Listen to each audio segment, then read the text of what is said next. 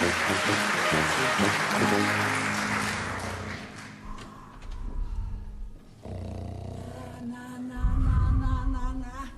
Es ist ja nicht zum Aushalten mit dem, Mo, glaubst du das? Du meinst ja gerade, ein Traktor fährt durch unsere Schlafkammer durch. Aber nein, bildet mir das ja alles nur ein. Traum ja, ich leide ja an Wahnvorstellungen. Also, wenn ich bald zum Schlafen komme, dann laufe ich heute Nacht noch amok. Der schalldichte Wind, der sein Außenbordmotor anschmeißt.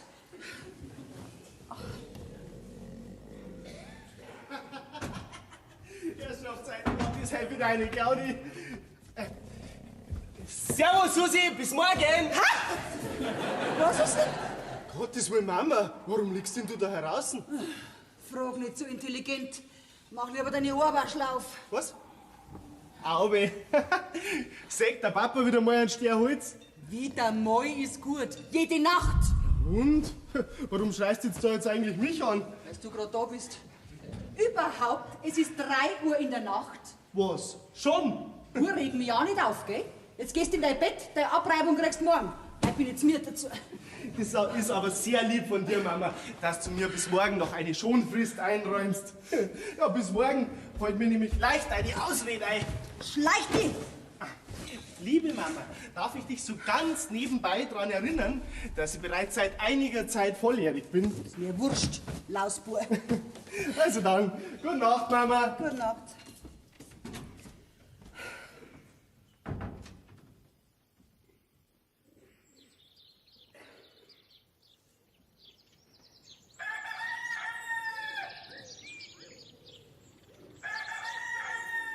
Jackel? Jackel, warum schnarchst denn du nicht? Wo bist denn du? Ach so.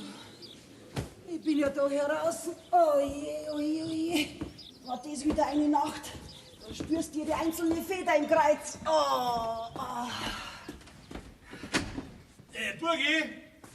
Burgi!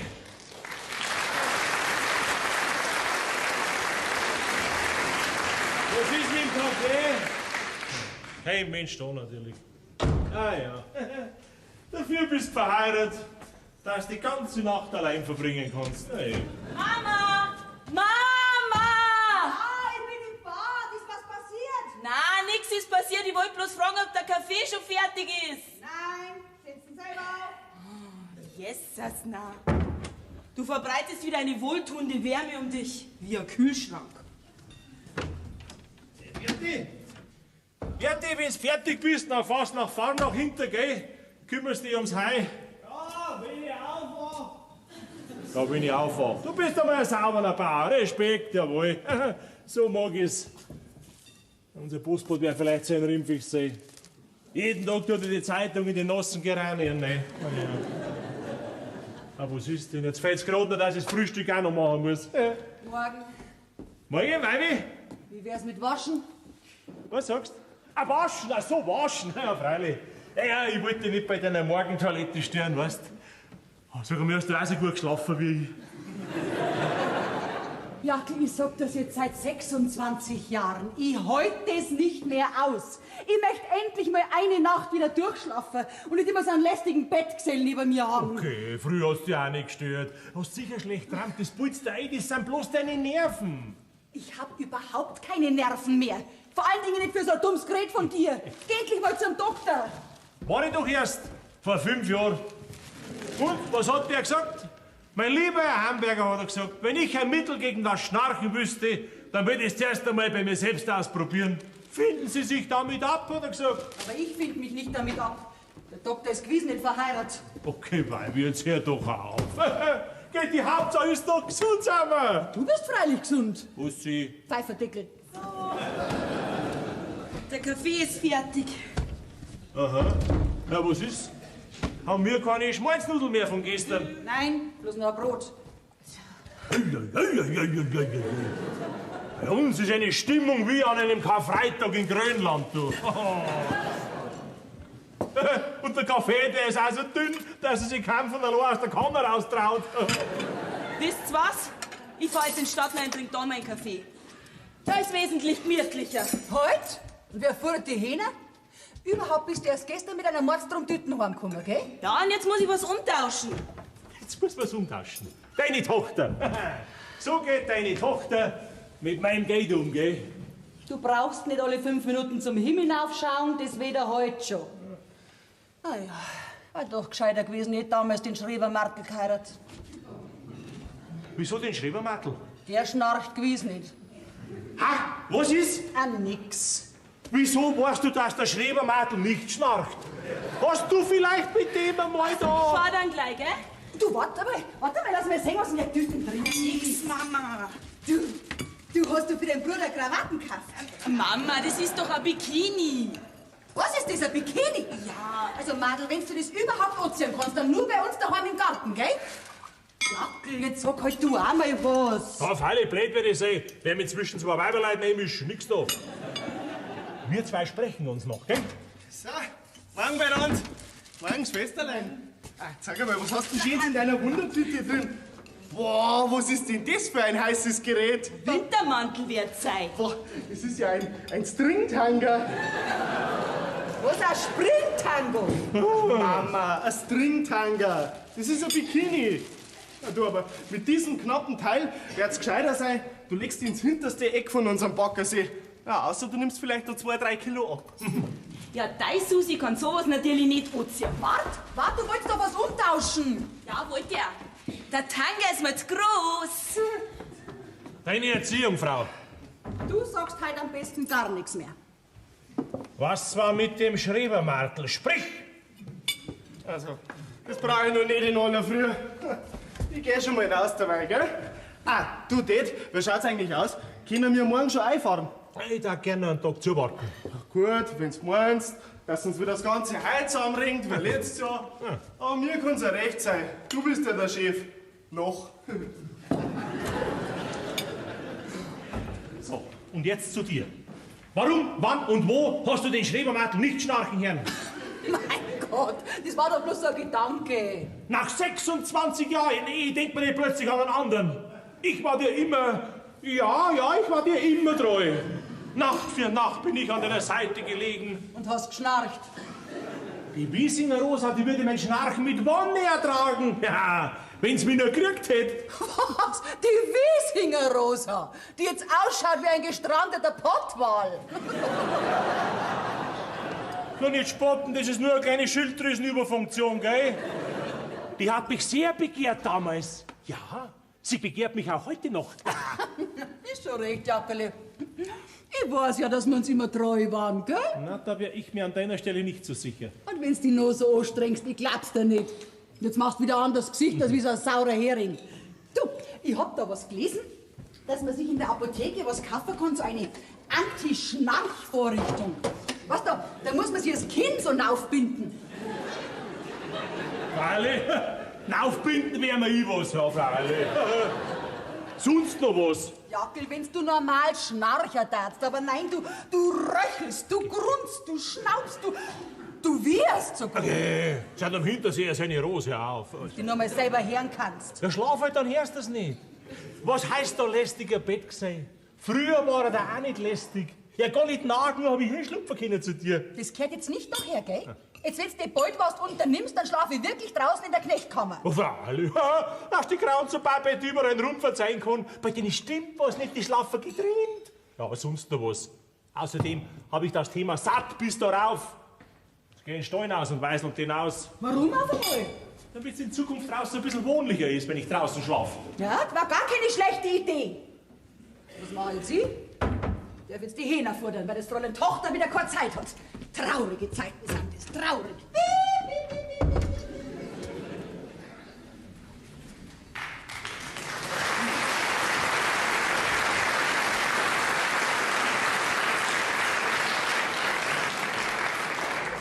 Keiner da? Auch recht. Aha, da ist noch nicht einmal der Kaffeetisch abgeräumt. Um diese Zeit. Das lässt tief blicken, mein Lieber. Da brauche ich gar nicht so scharf drauf sein, dass mein Beni die Gerlinde heiratet. Ja, wie ich mir's gedacht hab. Die müssen alle miteinander Staubblumen haben.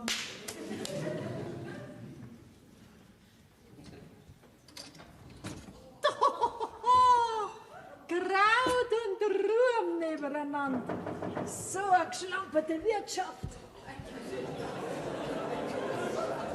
Also da drunten muss vor ein paar Jahren mal einer gestorben sein.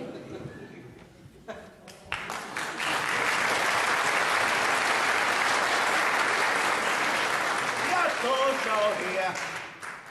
Der Hintern, Herr, verzeih mir. Kann der Grunzer Babett kehren? Babett! Wie leckster Marsch. Oh. Grüß Gott, Herr Pfarrer. Ja, Babett, was suchst du denn da drunten? Ja, ich such. Mir ist. Genau, mir ist ein Makel unter den Schrank gerollt. Ich wollte mir nämlich gerade ein paar Eier holen. Sind's nicht da, die Hamburgers, gell? Ja, aber weit können es ja nicht sein, weil der ganze Frühstücksverhau noch da umeinander steht. Sitzen Sie ihn halt her, da, Herr Pfarrer. Gern, Babett. Momentel! Sicher ist sicher. Babett, Babett. Nein, Herr Pfarrer. Ich weiß, was ich sehe. Und ich sehe viel. Und ich Weiß alles. fast. Aber das weiß ich leider noch nicht. Was das bedeuten soll, dass in der hinteren Knechtkammer bei der Nacht ab und zu das Licht brennt. Da ist doch schon lang kein Knecht mehr auf dem Hof. Babett, das geht uns doch wirklich nichts mehr an. Ja, Sie vielleicht nicht, aber mich schon. Weil ich jetzt mal aufwach, wenn da mitten bei der Nacht um 3 oder 4 in der Früh auf einmal das Licht da geht. Weil mich der Lichtstrahl genau mitten ins Gesicht trifft. Ja, dann mach halt dein Fensterladen zu. Ja, freilich, dass ich da stick in meinem eigenen Gestank. Der Mensch braucht doch ein bisschen frische Luft, oder nicht? Ja, ich weiß schon, gell? Es könnte ja doch sein, dass sie die zwei nicht mehr vertrauen. Der Jakob und die Burgel. Heilige Mutter Maria, das wäre ja furchtbar. Also, Nach Babett, so vielen Jahren. was willst du denn von mir? Sie, Herr Pfarrer, Sie als Pfarrer, Sie kannten doch in der Sache ein bisschen nachbohren. Naja, ich meine, seelsorgerisch einwirken. Und wenn Sie was wissen, dann erzählen Sie mir's, gell? Mit Sicherheit nicht. Schade. Sie, Herr Pfarrer, weil wir gerade so schön beieinander sitzen, was sollte ich denn mit meinem Burm machen, mit dem Beni? Das ist so ein intelligentes Bürscherl. Aber dass er sie ein Madel findet, für das ist er einfach zu blöd. Aber gell, das wissen Sie schon, dass der jetzt in die große Politik geht. Herr, erbarme dich unser. Ja, was glauben denn der Herr Pfarrer? Mein Beni, der nimmt's ja inzwischen mit an jeden Spitzenpolitiker aus. Der kennt sie aus, mein Lieber. Als Gemeindesekretär kriegt er doch bei jeder Sitzung das ganze Geschwafel von den Kasperlköpfen mit. Also, Babett! Ja, weil's wahr ist. Was kommt denn raus dabei? Ich sag's Ihnen, Herr Pfarrer. Nix kommt raus dabei. Nix wie heiße Luft. Der Beni, der dann alles anders machen, gell? Und schon wir. Aber Sie, da war's eben gut, wenn er eine Frau an seiner Seite hätte. Wie war's denn mit der Schlumberger Pfeffi? Die war erst kürzlich mit dem gleichen Anliegen bei mir. Die Pfeffi, die geschupfte Henne, die wo daherlatscht wie der Charlie Chaplin. Ja, gar nicht. Und wie blöd das die ist. Das Intelligenteste an der ist ja ihr Weisheitszahn. Nein, ich hab mir gedacht, die Gerlinde, das wäre halt eine Frau für mein Beni. Die Gerlinde. Ja. Ich glaube nicht, dass die Gerlinde deinen Beni nimmt. Warum nicht? Was hat jetzt mein Beni nicht, was die anderen Mannsbilder haben? Ja, zum Beispiel Haare auf dem Kopf. Wegen dem bisschen Platten da vorn rum. Mein Gott, wenn sie auf das kommt, dann soll sie nur am Utan heiraten. Da schon her, hoher Besuch. Ja, ich hab mir gedacht, schaust du mal wieder zu der Burgel rübergehen. Die habe ich ja nicht gemeint. Grüß Gott, Herr Pfarrer. Gut, Burgi. Nett, dass Sie wieder mal vorbeischauen. Eier hätte ich mir holen wollen. Aber wenn jetzt keine Zeit für mich ist, dann komm ich halt morgen. Ja, ist ganz gut, Herr Pfarrer, dass wir mal allein zum Reden kommen. Ich hab ganz vergessen, für Gott zusammen, für Gott miteinander. Ich hab da nämlich ein Problem, Herr Pfarrer. Jetzt weiß ich bloß nicht, ob Sie... Schau mal, Herr Burgi, und dann sehen wir schon. Ja, also die Sache ist die... Möchtest du eine Tasse Kaffee? Na, danke schön, ich hab heute schon nicht getrunken. Also die Sache ist die... Mein Jackel, der schnarcht so fürchterlich, dass ich praktisch seit 26 Jahren keine Nacht mehr durchgeschlafen habe. Aber um das geht's eigentlich gar nicht. Es geht um die Gerlinde.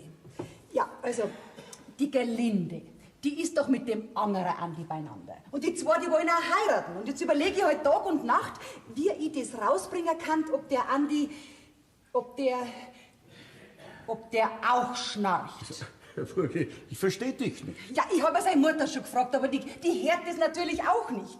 Ja, und ich kann doch mein Madel als christlich erzogener Jungfrau nicht den Rat geben, schlaf einmal eine Nacht mit ihr. Also. Ich meine, bei ihm. Als Test sozusagen. Also, Burgi, also, zu so einem absurden Rat kann ich dir wirklich nicht raten. Pfarrer, ich möchte halt meinem Madel diesen Leidensweg ersparen. Ich glaube, Burgi, dass du die Sache überbewertest. Schau, Burgi, wenn die zwei Leute zusammenkommen, dann werden sie das Problem, falls für sie überhaupt ein Problem werden sollte, auch auf ihre Art und Weise lösen. Warum ich eigentlich da bin? Ja, es handelt sich um den Ausflug des Sängerkreises. Die 2 Tage nächste Woche auf die Wendelsteinhütten. Na, ihr kommt doch mit. Dein wunderbarer Sopran, der war schon notwendig. Also, Herr Pfarrer, ich komme nur mit, wenn zwischen meiner Schlafstätte und der vom Jackel mindestens 2 Stockwerke liegen. Hast recht, Burgi, trag's mit Humor. Naja, ich werde heute mit dem Jackel reden. Wo ist er denn? Ach, der tut gerade den Steuerausweis hin. Kopf hoch, Burgi, Kopf hoch. Es wird schon werden. Denn Sie wissen nicht, wovon Sie reden. Ja, Lea, trotzdem, gelobt sei Jesus Christus. Burgi, was ich da noch sagen wollte, als kleinen Trost. Meine Margarete, die schnarcht auch. Was für eine Margarete? Ja, meine Pfarrhaushälterin natürlich. Hä? Oh mein Gott. Was? Ich hör's halt durch die Tür durch, nicht?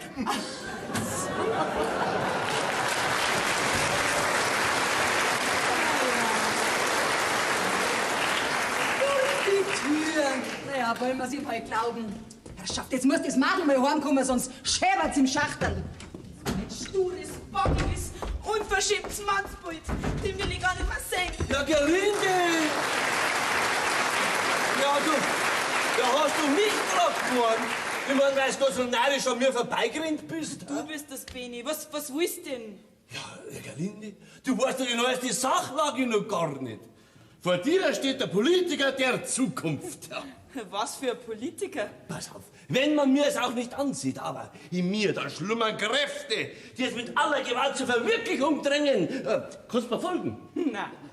Wart zu. Ich habe ja jahrelang geschwiegen, gell?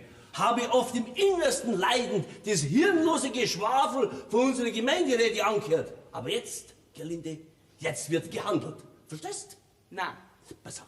Ich habe bereits sehr brauchbare Vorschläge eingebracht und bei der nächsten Gemeinderatswahl ist mein Eintritt so gut wie sicher. Und dann hält dem Benedikt Graunzer nichts mehr auf bei seiner großen politischen Karriere. Ach so, du willst bloß in den Gemeinderat.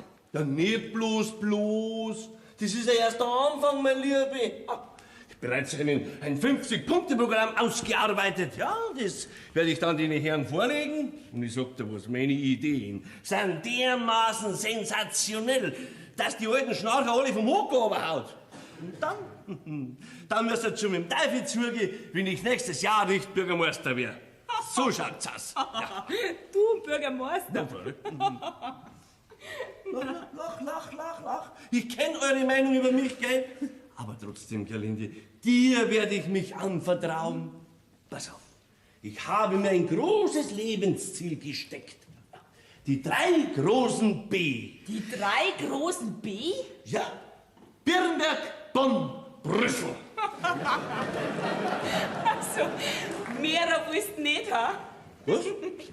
Aber meinst nicht, dass du ein bisschen arg hochgreifst? Na, überhaupt nicht. Überhaupt nicht, Gerlinde. Nur, pass auf, eine richtige Frau bräuchte ich heute noch an meiner Seite, gell?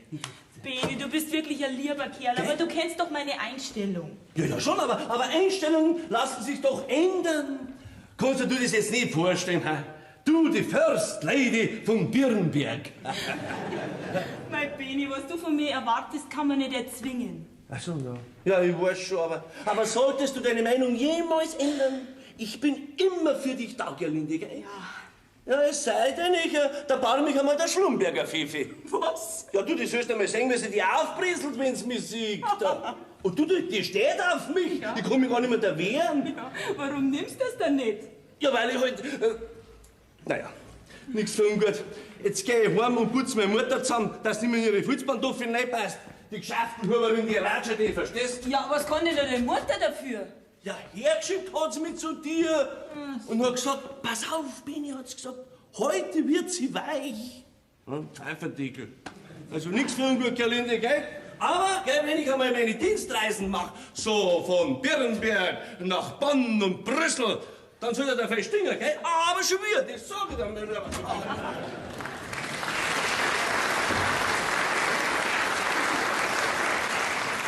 Da weißt du jetzt wirklich nicht mehr, was du sagen sollst. Du bist ja endlich. Schaust aber, dass du rauskommst in den Hähnerstall. Was soll ich da? Der Fuchs hat heute Nacht schon wieder 2 Hähner geholt. Die Bretter habe ich da schon hergekriegt. Ja, aber umziehen darf ich mich schon noch. Du Burger! Herrschaft, Zeiten, tappst du mit denen Schuhen stumm rein. Denkst denn du nicht? Jo, ich denke pausenlos, und zwar an unser gemeinsames Problem. Der Herr Pfarrer hat aber einen ganz guten Vorschlag gemacht. Er hat gemeint, ich soll es einmal mit einem Backsteinkäse probieren. So ein Käse, Schmarrn. Was soll denn das gegen deine Schnarcherei helfen, wenn du einen Backsteinkäse isst? Nein, nicht essen. Auf die Brust legen, hat er gemeint. Ganz buntes Kinn. Was meinst du, das stinkt? Ja, eben drum. Nein, nix da. Ich darf da nicht in der Früh den Backsteinkäse vom Bauch runterkratzen. Nix da. Der Herr Pfarrer, der soll seine Weisheiten für sich behalten und den Backsteinkäse einer Margarete um den Hals hängen. Da macht bei ihm einen vernünftigen Vorschlag, dann ist auch wieder nichts, gell? Übrigens, mit dem Ausflug vom Gesangsverein auf die Wendelster Hütten wird nichts, gell? Wir bleiben daheim. Warum? Ich möchte auch mal abschalten. Dann mach jetzt Licht aus. Nix, ich fahr mit. Ich möchte endlich mal wieder eine Nacht durchschlafen. Und außerdem benötigen Sie meine schöne Sopranstimme. Ich kann mir nicht vorstellen, dass deine Sopranstimme auf der Wendelster Hütten zum Einsatz kommt. Bitte, fahr nur ruhig mit. Ich verzichte freiwillig. Ich bleib daheim. Nicht, dass sich im Matratzenlager vielleicht jemand gestört fühlt, bloß weil ich ein bisschen vielleicht schnarchen darf, nicht? Ich nehme ihn doch einmal auf Tonband auf, dass er sich selber hören kann. Du, Mama, Jetzt bist du noch nicht umgezogen. das habe ich ganz vergessen. Ich hab da was mitgebracht. Brauch kein Bikini mehr. Hör mir mal zu, Mama. Ich war heute bei einem HNO-Arzt. Wo warst du? Bei einem Hals-Nasen-Ohrenarzt. Bist du krank? Na, wegen am Papa seiner Schnarcherei. Ach so. Weißt, da hilft eigentlich nur noch eine Operation. Da müssen unseren Papa den ganzen Kopf runterschneiden. Na, Mama. Vielleicht ist nur sein Zapferl ein bisschen zu lang. Hä? Sein Gaumenzapferl, weißt? Ach so. Sitz dir mal hin. Weißt, das Schnarchen, das entsteht nämlich durch Polypen oder eine Missbildung des Kiefers. Das kann sein. Der Papa hat einmal einen Kinnhaken gekriegt und da kann es durchaus sein, dass er sein Unterkiefer... Mama! Sag ja schon nichts mehr. Ja, aber in den meisten Fällen ist das Gaumenzäpfchen zu lang. Ja, und da hilft eigentlich nur noch eine Operation. Du Mama, das kann man sogar ambulant machen. Ich glaub nicht, dass der Papa sich operieren lässt. Aber trotzdem. Danke, Schimadl, dass du erkundigt hast, gell? Jetzt gehst du raus in den Hähnerstall. Mama, ich leide ja mit dir. Ja, vor allen Dingen, weil du immer so grantig bist, wenn du die ganze Nacht nicht geschlafen hast. Lausdirndl. Gerlinde! Du brauchst dich doch noch rein. Ich mag jetzt nicht reden. Gerlinde, ich kann so keine vernünftige Arbeit nicht geben, wenn wir zwei streiten. Ich habe ja nicht angefangen. Ich weiß. Und ich hab mich auch schon entschuldigt. Ja, aber die Entschuldigung ist ein bisschen arg dürftig ausgefallen. Na. So besser, ha? Mei, bin ich froh, dass wir zwei wieder gut sind. Gerlinde, und nächste Woche wird gleich das Aufgebot steht. Ja, aber mit den Eltern müssen wir schon noch zuerst reden. Freilich. Aber noch wichtiger ist, dass wir zwei reden miteinander. Wir weisen heute zum Beispiel auf die Nacht hinterm Holzschupfer. Andi? Nur reden. Versprochen? Ja. Zum Beispiel über den Hochzeitstermin, die Kinderplanung, etc. Das sowas muss alles genauestens im Vorfeld geklärt werden. Du bist schon ein Bazi, aber ganz ein Lieber. Ja, was ist denn da los? Mama, ich geh schon in den Stall, wirklich. Grüß Gott, Frau Hamburger. Für Gott, Herr Hamburger. Bleib stehen! Sag einmal, tappst du mir schon wieder mit in die Fahrtstiefel da rein. Sag mal, was ich fragen will, fährt eigentlich der Schrebermatl auch mit auf die Wendelsteinhütten? Weiß ich nicht. Ja, singen hat er jedenfalls noch nie können. Das ist doch mir wurscht, ob der mitfährt oder nicht. Weiß man's? Jetzt hörst du aber auf, gell? Du hast beim Schrebermatl angefangen und nicht ich, gell? Und das gibt zu denken, nach 26 Jahren eh. Also, da weißt du überhaupt nicht mehr, was du sagen sollst. Da sagst du am besten gar nichts. Außerdem ist es sehr verdächtig, dass du unbedingt mit willst und ich soll unbedingt daheim bleiben, gell? Ja, du wolltest doch unbedingt daheim bleiben. Ach, oder möchtest du vielleicht einen Tag und eine Nacht ungestört sein mit der Wiesinger Rosa, dieser alten Dampflok, ha? Also, geht jetzt ja auf, gell? Die Wiesinger Rosa hat sich zur Busreise da auf Mendelstein angemeldet, weil es für Schilddrüsel nicht schlecht wäre. Jawohl. Ich habe mich diesbezüglich bei meinem Pfarrer erkundigt, um jeden Verdacht von vornherein im Keim zu ersticken, gell? Aber wegen dem Schrebermatl, da werde ich noch recherchieren. Dann recherchierst halt, alter eifersüchtiger Esel. Halt! Eifersüchtiger Esel darf sagen, aber alt nicht, gell? Das ist ein Angriff gegen meine männliche Ehre. Also, ich weiß überhaupt nicht, was das Ganze soll. Und jetzt möchte ich das Wort Schrebermatl nie mehr hören. Du, Mama, der Schrebermatl steht draußen und lässt ab. Und du auf die Wendelsteinhütten hinfährst.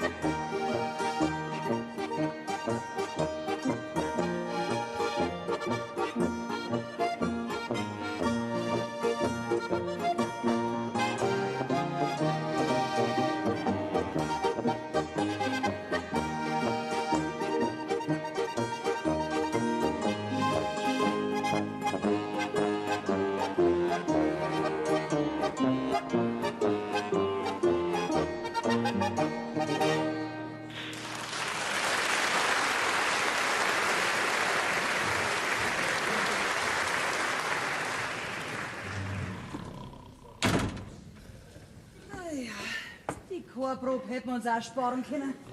Nur dazu so lang. Was hört man? Man schnarcht wieder.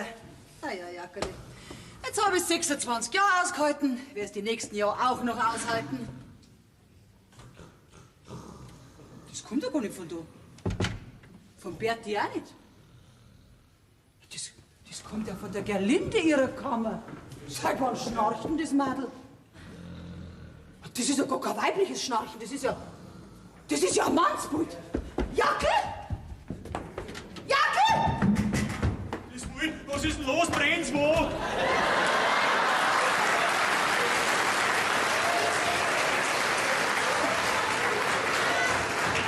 Wie schaust denn du aus? Na, für die gut nur. Siehst du, wie wegen dir Kastei? Fast ein Stück bin ich schon. Jetzt sei so gut über den Tropfenfänger weg, das schaut ja fürchterlich aus. Das unterbindet den doppelten Luftstrom. Du musst heute Nacht unbedingt wach bleiben, dass du hörst, wenn ich nicht schnarche. Da ist ja recht. Hör einmal. Da schnarcht einer. Ja, das bin aber nicht ich. Das höre ich selber. Was sagst du denn da dazu? Dass er drin einer schlaft. Jackel, mach mich nicht narrisch. Burgel, wenn ich annehme, dass der da drin, der wo schnarcht, dass das der Andi ist, sei froh, dann kann er wenigstens nichts anderes machen. Das ist doch bestimmt schon längst passiert. Aber ich dulde sowas nicht in meinem Haus. Wo bleibt denn da die Moral? Burgi, die zwei heiraten doch einmal. Und deine Moral in allen Ehren. Aber Hauptsache ist doch... Gesund sind wir. Jawohl. Und? Was soll ich jetzt machen? Vielleicht draußen warten, bis derjenige da drin ausgeschlafen hat, hä? Ja, du gehst jetzt mit dem lästigen Bäckser ins Haier, bitte. Wir machen jetzt den Anti-Schnarch-Test. Nix da! Den hau ich raus, wo er nicht reingehört. Ach, sie hat schon alles vergessen. Raus da, aufstehen! Mama, was ist denn? Raus, hab ich gesagt, aber gleich. Du stell dir vor, der Andi liegt da drin auf dem Bettvorleger, zusammengerollt wie ein Igel und schnarcht. Na, siehst du, so unschuldig ist nur ein Mensch mit einem reinen Gewissen. Grüß die Mama, grüß die Papa. Grüß Gott, Frau Homberger. Grüß Gott, Herr Homberger. Grüß Gott, was anderes fällt euch nicht ein mitten bei der Nacht. Es tut mir leid, aber ich bin eingeschlafen. Ja, das hab ich gehört. So ein Depp. Ja.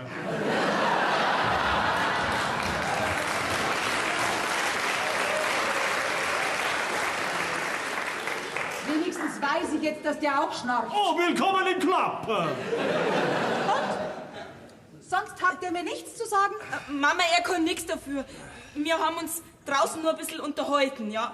Und dann ist frisch geworden und Weil die Mama nicht daheim war und der Papa sowieso nichts hört. genau.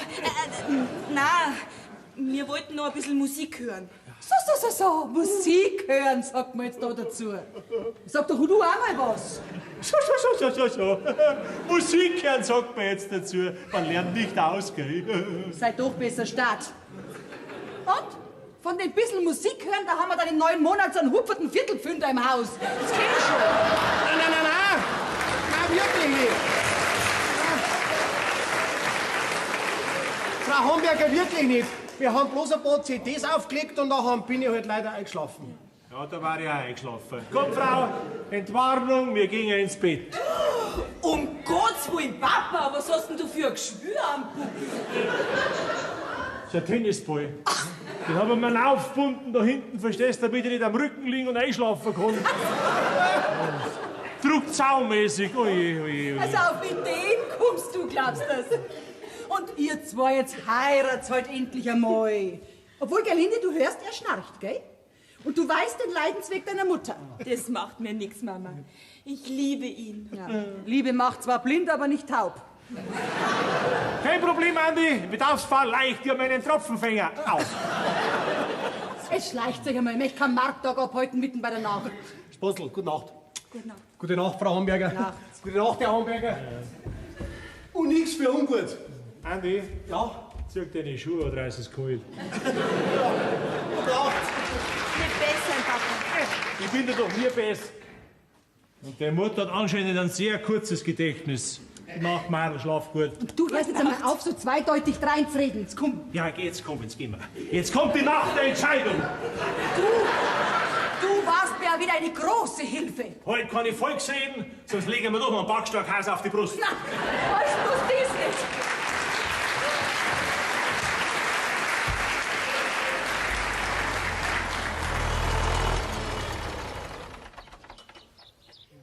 Zeiten satzen dir nur rein. Blutsweine übereinander. Schau aus dir! Wie oft habe ich dir gesagt, du sollst nicht mit die Stiefel in den Sturm reingehen? Ja, das kann schon sein. Tut mir leid, Mama, ich bin heute nicht besonders gut aufgelegt. Das merke ich. Mein Gott, Bur, ich weiß ja, dass du nicht mehr in dem Alter bist, wo man mit jedem Problem gleich zur Mama gerannt kommt, aber kannst du mir nicht trotzdem sagen, was los ist? Nicht unbedingt. Die hat doch nicht mehr alle am Christbaum. Aha, Liebeskummer. Was? Ich? Liebeskummer? Da muss ich aber schon lachen. Nein, ich lache überhaupt nicht. Traut sich diese hohle Nuss, mir einen Korb zu geben? Mir, dem Hamburger Berti? Das musst du dir mal vorstellen. Ich versuch's grad. Aber Bur, wenn du schon wieder schimpfen kannst, dann hast du das Schlimmste schon überstanden, gell? Gar nichts habe ich überstanden. Put sich diese damische Gors vielleicht ein, dass für sie nur eigen so einer Bacher wird. Ein Kevin Costner vielleicht. Kevin Costner? Ist das der sich den Wolf tanzt? Vergiss es, Mama. Oh, mir ist Hundeelend. Weißt, man darf einfach nicht zu schnell weich werden bei den Frauen. Ja, du darfst als Mann einfach nicht deine Schwächen zeigen. Das vertragen sie nicht. Mein Bur, du musst noch viel lernen. Ich weiß viel mehr, als du nur ahnen kannst, Mama. Ja, das glaube ich dir schon. Und was die technische Seite anbelangt, magst vielleicht sogar recht haben. Aber alles andere, was zu einer echten Beziehung gehört, da hast du mit deinen Eintagsfliegen überhaupt keine Ahnung. Mein Bub, Du bist erst am Anfang eines langen Lernprozesses. Und der tut manchmal ein bisschen weh. Glaubst du, da manipuliert's ein Madel dein ganzes Leben und mit einem Wisch wärst observiert? Ah, ich krieg voll die Krise, hey. Geh, du doch nicht. Naja, eigentlich hast du recht. Du, aber sag einmal, kann es sein, dass ich heute Nacht da herin die Stimme vom Andi gehört hab? Ja, stell dir vor, der ist bei der Gerlinde auf dem Bettvorleger gelegen und hat geschnarcht. Was? So ein Hirsch. Geht zur Madel und schnarcht vor ihrem Bett. Also, da wüsste ich mir auch was Besseres. Hörst auf! Du, apropos, wer war denn eigentlich letzte Nacht mit Kinnbinde, Tropfenfänger und Tennisball? Ja, der Papa hat mir alles vorgeführt. Erinnere mich nicht. Ein Jammer. Der Papa kann ihm direkt leid tun, was der alles ausprobiert. Tja, so hat jeder seine Problemchen, gell?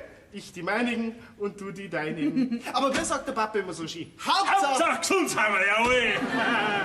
Hey, du Weibel. Brauchst gar nicht fragen, Papa. Du hast. Was hab ich? Geschnarcht. Das wolltest du doch wissen, oder? Aber irgendwie hast du einen ganz anderen Sound drauf gehabt. Es muss der Tropfenfänger gewesen sein. Es muss doch zumindest ein bisschen gedämpfter geklungen haben. Na, Jackel, da war gar nichts gedämpfter. Dann weiß wir keinen Rot mehr. Das Beste wird sein, ich häng mich auf. Ich geh schon mal in den Stall aus. Jackel! Nimmst du doch nicht so zu Herzen. Irgendwann hänge ich mich vielleicht auf oder springe aus dem Kellerfenster.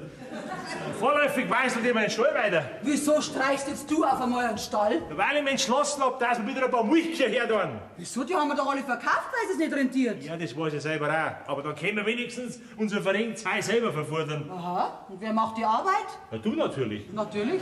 Außerdem habe ich noch einen Entschluss gefasst, aber den werde ich dir später mitteilen, weil ich glaube, sonst bist du im Moment überfordert.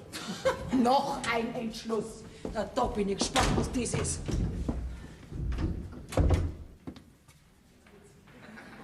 Da ist ja schon wieder keiner da. Burge! Jakob! Ah, du bist das, Babette. Was willst denn? Ich habe jetzt wirklich keine Zeit. Ja, meinst du, ich hab meine Zeit gestohlen, meine Eier da, die brauche Die kann ich dir auch noch schnell geben. Wie viel willst du? 5. Also, Gerlinde, ich will ja nichts falsch sagen, aber weißt schon in der heutigen Zeit, wo die Welt so schlecht ist und Leid ganz besonders. Was hast denn schon wieder gehört oder gesehen, Seid Babette? froh, dass ich so aufpasst, gell? Heute Nacht um 12 ist einer von eurem Haus weggeschlichen. So. Fein, tut bei euch nichts. Nicht, dass ich wüsste. Nein, das ist ja gut. Ich meine, es kann ja auch sein, dass ich mich täusche, aber meistens täusche ich mich nicht. Kann das sein, dass das vielleicht gar kein Einbrecher war? Kann schon sein. Na, war das möglich? Dass das der Andi gewesen ist? Kann schon sein. Jetzt sag halt schon. Ja, ich geb's ja zu. Es war der Andi. Da hört sich doch alles auf. Das schämt sich nicht einmal. Sagst du. Jetzt hab ich meine Ohren verschlagen. Solche Sarah, die Zahlfall nicht, gell, da magst du mir schon Neiche dafür geben. Was regst du denn auch gleich so auf? Aber da sollte man sich noch nicht aufregen, steigen bei der Nacht. Mann spielt ein und aus. Der Andi ist nicht eingestiegen. Nicht? Nein, der ist ganz normal bei der Tür rein und auch wieder hinausgegangen. Was das auch noch? Ich bin ja bloß froh, dass ich das alles gleich dem Herrn Pfarrer erzähle. Ja, dann kannst du ja mal gleich noch erzählen, dass der Andi nur gekommen ist, weil er mir was Wichtiges zum Sagen gehabt hat. Was? Was ganz Wichtiges? Ja. Stell dir vor, was er mir anvertraut hat. Ja, verzeih halt schon. Gestern auf die Nacht. Ja? Genau Um Gottes Willen. um 4 Minuten nach 11 Ist am Kirchturm drum am Kirchturm drum. die Uhr stehen blieben. Ha? Du ausgeschämts, Weiberleid, du ausgeschämts! Aber Geld, das sag ich dir, meinen Beni kriegst du nicht. Und wenn's auf die Knie da herrutschst und bettelst, da wär mir der Bursche jetzt gut und unschuldig, als der so eine nimmt, die wo schon abgelegt ist. Nein, zu Haus darfst du ja gar nicht mehr reingehen. Pfui Teufel! Gelobt sei Jesus Christus. Ewigkeit. In Ewigkeit, Amen. Herr Pfarrer, es ist bei alles genauso gewesen, wie ich es Ihnen gesagt habe. Also, Pappe. Was, Boris? Gott zum Gruß, liebe Gerlinde. Grüß Gott, Herr Pfarrer. Setzen Sie einer nur dabei hin. Ich halt Mama, gell? Na, das ist gar nicht notwendig. Ich bin schon mit dir zufrieden. Nein, ich bin gar nicht zufrieden mit dir. Ich kann mir schon denken, Herr Pfarrer, aber Sie kennen doch die Babette. Naja, ich glaube auch nicht, dass die von ihr bis ins kleinste Detail gehende Schilderung deiner Sittenlosigkeit der Wahrheit entspricht. Also, Herr Pfarrer, der Andi war gestern schon bei mir. Was? Ja, aber dass das ganz harmlos war, das kann Ihnen sogar die Mama bestätigen. Ja, das ist ja gerade das, was mich so beunruhigt. Deine Mutter, die hat da so Andeutungen gemacht. Sag einmal, hat die etwa die Hand im Spiel? Wo denken Sie denn hin, Herr Pfarrer? Und dann sind Sie mir bitte nicht besser, aber wir leben schließlich im 20. Jahrhundert. Ja, da hast du schon recht, liebe Gerlinde, da hast du schon recht. Aber gewisse sittliche Werte behalten in jedem Jahrhundert ihre Gültigkeit. Auch wenn in den Städten diese Werte ohne Bedeutung geworden sind. Ja, dass man sogar darüber lacht, das weiß ich auch. Aber wir hier in unserer kleinen Gemeinde, wo jeder jeden kennt und jeder auf jeden aufpasst, gell? Wir wollen doch nur ein bisschen daran festhalten, an dem, was uns unsere Väter und die Kirche gelehrt haben. Und nicht alles einfach auf Zeiten stellen. Na, das wollen wir wirklich nicht, der Andi und ich. Und deswegen kommen wir nächste Woche gleich zum Aufgebot bestellen. Das freut mich, das freut mich. So, und jetzt hätte ich richtig Appetit auf so ein klitzekleines Schnapsal. Herr Pfarrer, da können wir abhelfen. Ja, Geht gut, Herr Pfarrer. Es ist ja wirklich ein Zufall. Ich hab gerade den gleichen Gedanken gehabt. Du, Jagel, ich hab deine Tochter nur was gefragt. Deshalb bin ich doch nicht dienstlich da, oder? Nein, mich haben sie nichts gefragt. Ja, dann ist schon gut, Jagel, gell? Prost, Herr Pfarrer. Prost. Das ist gut. Weißt du, Jagel, in der Beziehung, da ist meine Margarete oft schlimmer wie eine Ehefrau. Oh. Naja, keine Flasche Schnaps darf im Haus sein. Na ja, und dabei hätte ich halt manchmal so richtig Lust auf so einen kleinen Stamperl, gerade nach dem Essen zum Verdauen. Ja, so sind's die Weiber, gell, ja. Deine Gerlinde, habe ich gehört, heiratet jetzt den Andi. Ja? Das freut mich. Mein Jagel, so ist halt das Leben, gell. Die Jungen gingen und die Alten bleiben allein da. Oh ja, okay. Ja, willst du jetzt dem Bert lieber geben? Nein, der hast nichts in Aussicht, dass da mal eine junge Bayerin demnächst ins Haus kommt. Nein, im Gegenteil. Wir haben uns gerade entschlossen, dass wir wieder ein paar Milchgehör dann wissen zur eigenen Freude halt so. Also das lob ich mir, Jagel, das lob ich mir. Ja, der Bauernstand, der darf nicht immer mehr ins Abseits gedrängt werden. Wir müssen an den alten Traditionen festhalten. Oh, das ist eine Rede. Das ist ein Schnapsal wert. Ja, eigentlich schon, dass du nicht mitfährst auf die Wendelsteinhütten, gell? Warum eigentlich? Ach, wissen Sie, ich vertrag die Höhenluft nicht so. Mit der Singerei habe ich es auch nicht so. Nein, aber mein Burgi, das soll mitfahren. Das soll sich ruhig ein paar schöne Tage machen. Ja. Fährt eigentlich der Schrebermatl auch mit auf die Hütten? Na, der Madl. Naja, angemeldet hat er sich noch nicht. Ja, ich habe mir schon manchmal Gedanken gemacht über den Madl, gell? Warum er sich kein Weib genommen hat, wo er doch so ein fleißiges, sauberes Mannsbild ist. Sauber, der? Ha, geh! Ha. Naja, es wird halt Grete hat eine heiße Jugendliebe nicht gekriegt, nicht? Und der andere wollte er halt nicht. Aha.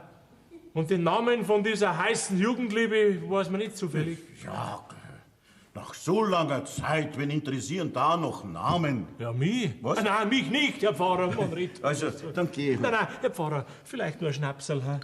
Führe mich nicht in Versuchung. Aber wegen einem, gell? Ja. Sagen Sie mal, Herr Pfarrer, wie macht man denn eigentlich so ein Testament? Ha? Was ist? Nein, mein Gott, wie schnell haut's einen über Stangeln unter, da möchte man halt vorsorgen. So, das Wichtigste bei einem Testament, das ist halt handschriftlich. Ja, du schreibst halt rein, was du denkst, was jeder kriegt. Ja. Die Frau, die Tochter, der Sohn, die Kirche. Ah, die auch. Aha. Gescheiter war's halt, du gangst zum Notar, gell? Nein, so viel Zeit habe ich nicht mehr. Was? Nein, ich meine, die Notare, die Kosten, die werden immer schlimmer, gell? Herr Pfarrer, möchtest du vielleicht nur gute Zigarren? Ja, gern, Jagel. Herr, verzeih mir.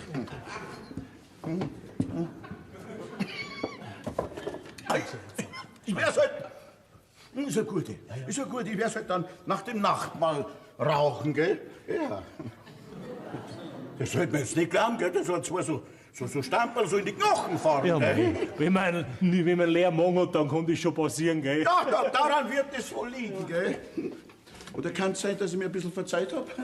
Das vielleicht mehr, aber ein Herr verzeiht einem reuigen Sünder, gell? Was haben Sie gesagt, Herr Pfarrer? Nix, ja, nix, gell? Ja, das ist immer noch leer, gell? Trotzdem. Gelobt sei Jesus Christus, gell? Oha! So, wir fangen jetzt da an. Mein letzter Wille. Du, Papa, Was ist denn schon ausziehen? du, die Mama sagt mir gerade, dass wir wieder Milchkühe kriegen. Stimmt das? Das finde ich ja echt super. Ja, rendiert sich zwar so wenig wie damals, aber dann haben wir ein bisschen Freude dabei, gell? Ja, du, dann darf es aber auch rentieren, dass wir uns einen neuen Traktor kaufen. Naja, die Reparaturkosten, die steigen von Jahr zu Jahr. Nein, nichts da. Investieren tue ich nicht mehr, Bub. Das ist einmal die Sache. Schaut's aus? Hast du schon im Auge? Kommt einmal eine Bayerin auf den Hof? Okay, lauf dir nichts Gescheites mehr rum. Und die ich im Auge gehabt hab, die hat mir einen Korb gegeben. Geht auf, die und Hamburger Berti. Ja, Susi hat's geheißen. Also wird's immer noch heißen. Weißt du was, Dad? Ich heirate überhaupt nicht. Nein, ich nimm mir höchstens noch mal eine so für 14 Tage. Zur Ansicht. Gut, das ist nicht schlecht. Ja, das ist gescheiter. Wie was sein ganzes Leben immer nur an einen anderen denkt. So wie deine Mutter. Hä? Was? Jawohl, an den Schrebermartel. Die ganze Zeit denkst du an ihn und sagt nur immer, wie gern er es gehabt hätte und wie nett der zu ihr war. Der hat auch nicht so schnarchen wie ich. Geh, Papa, du träumst. Die Mama hat doch nie einen anderen im Sinn gehabt. Ja, warum schwafelst du die ganze Zeit von ihm daher? Dann hat der Herr Pfarrer auch gerade gesagt, der Schrebermartel hat seine große Jugendliebe nicht bekommen und der andere hat er nicht wollen. Ja, und drum ist er immer noch ledig. Und das war deine Mutter. Geh, Papa, da hätten doch wir auch was merken müssen. Puh, ihr Junge merkt doch sowas nicht, aber wir Eltern, wir haben für sowas ein Gespür. Aber nichts der Mama sagen, gell, Puh? Nein, ich behalte meinen Schmerzen für mich allein. Ja, Papa, wir betrogenen Männer, wir müssen einfach zusammenhalten. Ja. Na gut.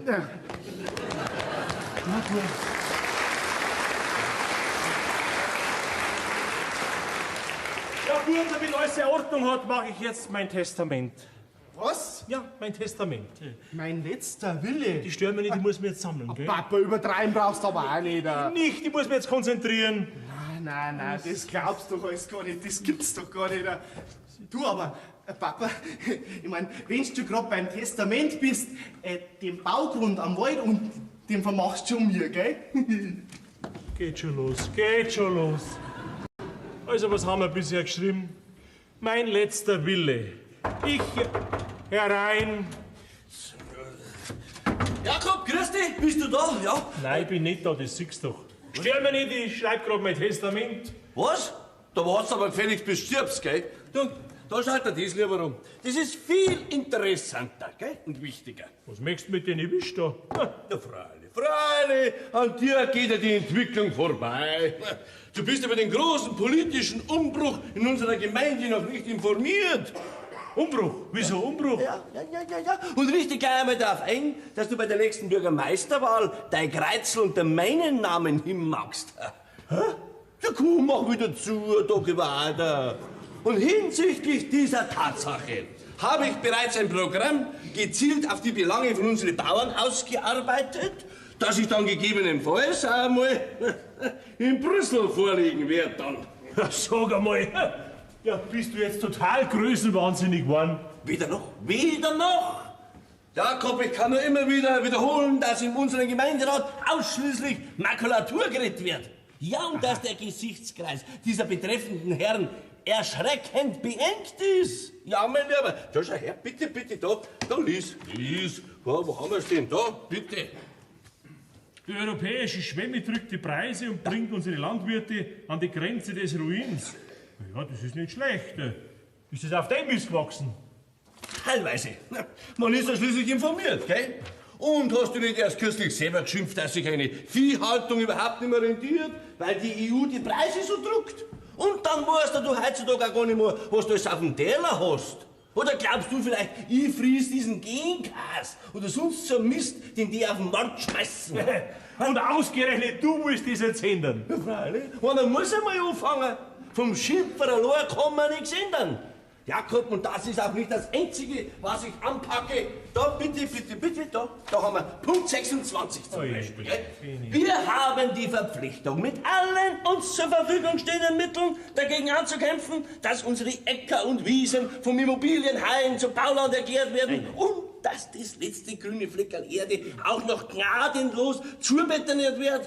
Jakob, wir halten am Land unserer Väter fest. Ja, ist ja gut, aber auf die Tränendrüse brauchst du in der Politik nicht drucken. Ja, aber stimmen tut's. Sag mal, seit wann interessierst du dich plötzlich für Politik? Nicht plötzlich, nicht. Das ist in langen Jahren bei mir gereift. Aha. Und das schwöre ich dir, mein lieber Jakob. Ich gehe unbeirrbar meinen Weg. Gell? Ui. Und wenn ich erst einmal in unserem Gemeinderat sitze, dann hält mich nichts mehr auf meinem Weg nach oben. Da sage ich bloß noch, mein letzter Wille... Was? Was? Nein.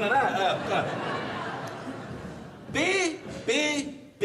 P. Jetzt habe ich den totalen Durchblick. Sag mal, was möchtest du denn überhaupt bei mir? Ich will, dass du mich unterstützt und dass du ein bisschen hinter mir stehst. Ich bin doch überhaupt nicht im Gemeinderat. Lass mich bitte ausreden und dass du auch in Anbetracht meiner absehbaren Karriere für mich bei der Gerlinde noch einmal ein gutes Wort einlegst. Moment. Gleich vorläufig bist du nur ein kleiner, gewöhnlicher Gemeindesekretär.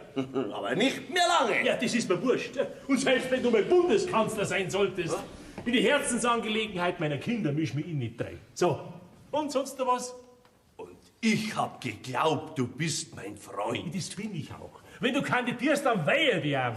Aber ob du mir dann als Politiker noch so sympathisch bist wie als normaler Mensch, das weiß ich nicht. Mit den Politikern, da habe ich nämlich so meine Bedenken da. Weißt du was? Schreib du dein Testament, ansonsten kannst du mir mal im Mondschein begegnen, gell? Aber die Ehre... Also entweder bist du total durchtraut oder du bist ein verkanntes Genie. Letzteres. Und das sage ich dir, mein lieber Jakob, wenn ihr mal in Bonn und in Brüssel sitzt, gell? Dann soll dir der Stinger, dass du dann solcher Grubs kriegst, weil ich nicht dein Schwiegersohn bin. Vierte! Oh, mein Gott. Was habe ich jetzt geschrieben? Mein letzter Wille. Ich, Jakob Hamberger, vermache alles, was ich besitze, meiner heißgeliebten Frau meiner Geliebten, auch nicht, meiner Frau Walburga. Ja, freilich. Dann heiratet sie einen Schrebermattel und die machen sich ein schönes Leben. Nix da. Gescheitste wird sein, ich übergib gleich und stirb überhaupt nicht. Grüß Gott, Herr Hamberger. Ist die Gerlinde da? Nein, das siehst du doch. Was möchtest du? Jetzt haben wir's. Jetzt kann bloß noch eine Naturkatastrophe helfen. Ja, was ist denn los? Da? Au! Kreiswehrersatz haben. Da wollte ich vielleicht, dass du noch Soldat spielst. Geh mit dem Alter. Du bist ja schon viel zu alt, du gehst ja schon zu den Senioren. Das hab ich auch gemeint. Ich hab mir ja schon dreimal zurückstehen lassen, wie der Vater den Unfall mit dem Traktor gehabt hat. Ja. Und ich hab mir allerweil gedacht, die haben mich gewiss vergessen. Aber nein, die kommst du nicht aus. Ja. Kann die bitte schön einen Schnaps Also, haben? nein, das ist selbstverständlich. Den Schrecken auf, gell? Ja.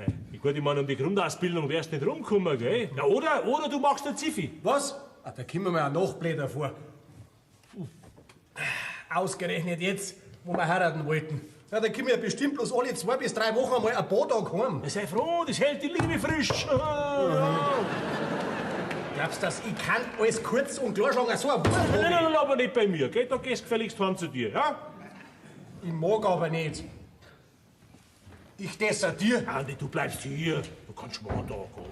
Ja, Andi, du bist da. Warum sagst du nix? Dem hat's die Stimme verschlagen. Also ich lasse euch jetzt allein, Kinder, gell? Aber nehmt es nicht so tragisch, bitte, gell? Tut's mich nicht belasten, vor allen Dingen, ich habe heute selbst meinen depressiven Tag. Spaßl, siehst du mal her da. Ja, Gerlinde, du musst jetzt tapfer sein, weil ich muss dich verlassen. Hast du andere? Na, Schmarrn, das war ja nicht so schlimm. Was? Nein, so hab ich doch das gar nicht gemeint. Wie dann? Das wäre also in deinen Augen gar nicht so schlimm, wenn du auf einmal eine andere hättest. Ja, Herrschaftszeiten, kannst du mir das vielleicht einmal zuhorchen? Schrei mich doch nicht so an. Ich schrei doch nicht die an, sondern ich schrei, weil ich ja so ein Wut hab. So ist recht. Ich komm ahnungslos bei der Tür rein und er hat eine Wut auf mich. Aber doch nicht auf die. Aber kannst jetzt vielleicht bitte mal einen Moment dein Schnabel halten und mir zuhorchen? Ha? Nein, da. Lies selber. Kreiswehrersatzamt. Ja, heißt das, dass du weg musst von mir? Aber wir wollten doch heiraten. Aber was weißt du, warum dass ich so narrisch bin? Na, das ist ja furchtbar. Kaum sind wir beieinander, werden wir wieder grausam auseinandergerissen. Ja, Gerlinde. Fürs Vaterland musst du eben Opfer bringen. Ja, was ist denn los? Grüß Gott, Frau Homberger. Ja, Gerlinde, beruhig dich doch. Ich kann aber nicht. Kreiswehrersatzamt. Mein Gott. Dann heiratet halt vorher, dann kriegt er sogar noch Vergünstigungen. Ja, das machen wir. Dann sind wir wenigstens verheiratet. Ja, wenn wir auch nichts davon haben. Mein letzter Wille. Jackel! Jackel! Was blärst denn so, hä? Brauchst du Wasserschaffe für unseren Romeo und Julia? Hast du das geschrieben? Wie gesagt, ich wurde nur in meinen Ausführungen gestört. Warum schreibst du plötzlich ein Testament? Ich sorge eben vor für den Fall der Fälle. Ich habe mich nämlich zu einem möglicherweise folgeschweren Entschluss durchgerungen. Ich begebe mich unter das Messer. Jawohl, ich lasse mich operieren. Ich lasse mich dir zuliebe verstümmeln und mir mein Zapferl abschneiden. Jawohl. Und wenn dann mein Zapferl zu kurz sein sollte, ich meine, wenn ich diesen folgeschweren Eingriff nicht überleben sollte, dann kannst du von mir aus den Schrebermartel heiraten.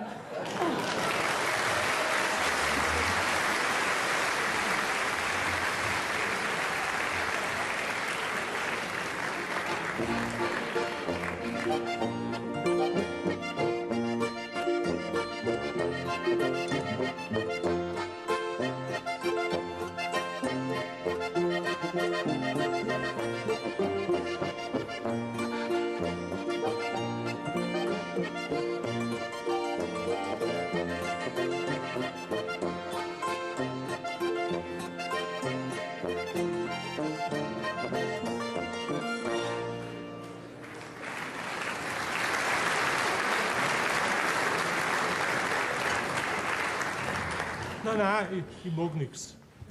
Dann halt nicht. Außerdem muss ich heute nüchtern bleiben. Ich nicht. Dir schmeckt's, gell? Mir schon. Ja, man sieht's. Du bist vielleicht eine Sadistin. Fahr bitte mit mir zum Doktor. Glaub ich nicht. Du hast das notwendig, das boxt, gell? Wo der Schrebermartel gegen mein Wissen mit auf der Wendelsteinhütten war. Gegen mein Wissen auch. Sollst du davor singen? Naja, singen hast du schon immer gut kennen. Hirsch. Danke. Bitte. Keine 3 Sätze habe ich mit dem geredet, die 2 Tage. Was für Sätze halt, gell? Rutsch mir doch einen Buckel runter. Überhaupt, wer hat denn gesagt, dass die Wiesinger Rosa mitfährt, hä? Daheim ist blieben. Das gibt zu denken. Überhaupt war das alles von dir so geplant, gell? Drum hab ich mitfahren müssen und du hast unbedingt daheim bleiben wollen. So schaut's aus. So schaut's aus. Was anderes fällt dir nicht ein. Nein, im Augenblick nicht. Fahr halt mit in meiner schweren Stunde. Nein. Also Jackel, dass du auf unsere alten Tage noch mal so zum Spinnen anfängst, das verzeiht dir nicht. Und dass du während unserer ganzen Ehe nur immer an den Schrebermartel, an den aufgestellten Maustrick denkt hast, das verzeiht dir auch nicht. Ich hab ihn nur ganz nebenbei erwähnt und du machst so einen Zirkus. Ja, und das war mindestens einmal zu viel. Aber bitte, du brauchst gar nicht mitfahren. Nein, ich fahr allein. Frag halt die Wiesinger Rosa, vielleicht hat die Zeit. Oh, eine gute Idee. Ich werde sie fragen. Du, das traust du nicht, gell? Ich gehe sofort zur Wiesinger Rosa und frag sie, warum sie nicht mitgefahren ist. Und ich sag dir nur das eine. Wehe! Wehe! Oh. Bei euch ist eifersüchtig. Das soll es noch nie geben. Aber ich stehe jetzt schon ziemlich verlassen da. Jackel sei ein Mann, da musst du durch jetzt. Aber die Krawatte ist ein bisschen angescheckert, gell? Schließlich, es handelt sich hier um einen Opfergang.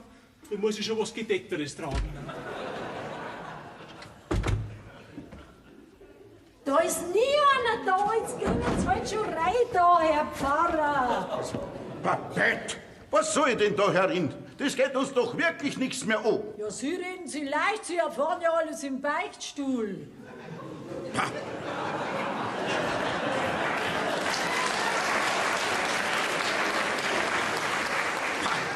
Babette! Ich würde dir dringend raten, deine Neugierde mit täglichen Gebeten zu bekämpfen. Bitte den Herrn um die Gnade, dass er dir beim Bezwingen dieses üblen Lasters hilft. Möchtest schon wissen, was da ein Laster sein soll? Ja, wenn man am Schicksal seiner Mitmenschen Anteil nimmt. Und Sünd ist das schon gleich gar keine, weil es in die 10 Gebote nicht drinsteht. Weil unser Herr die 10 Gebote gemacht hat, bevor er dich erschaffen hat, gell?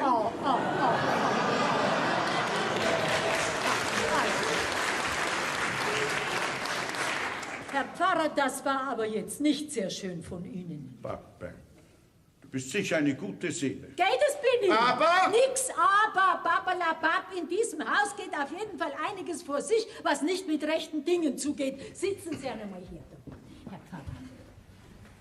Wohin, frage ich Sie, rennt die Burgel, aufdackelt wie ein Fregatten mitten unter der Woche? Ich weiß es nicht. Frag mich nicht und es interessiert mich auch nicht. Aber mich! Oh. Entschuldigen Sie, Herr Pfarrer, aber am Ende kommt der Entscheidungstermin. Mei, bin ich froh, dass sie mein Benni jetzt entschieden hat und doch nicht da heiratet. So, war's das jetzt, was du sagen willst? Ja, eigentlich schon, aber jetzt fragen halt Sie an Jakob, wo die Burgel hingerannt ist. Nein, nein und abermals nein! Jetzt schreien Sie mich doch nicht so an, Herr Pfarrer. Entschuldige, Babette. Sag einmal, hast du überhaupt zugehört, was ich gesagt habe? Haben Sie was gesagt, Herr Pfarrer? Herr, gib mir die Kraft. Babette, heute. Zwischen 5 und 6 ist Beichtgelegenheit, gell? Mei, Sie Armer, müssen Sie eine wieder eine ganze Stunde in den engen Beichtstuhl reinhocken. Ich erwarte dich. Ich war doch erst vorige Woche beim Beichten. Ich wüsste ja gar nicht, was ich sagen soll. Ich werde das dann schon vorsagen, gell?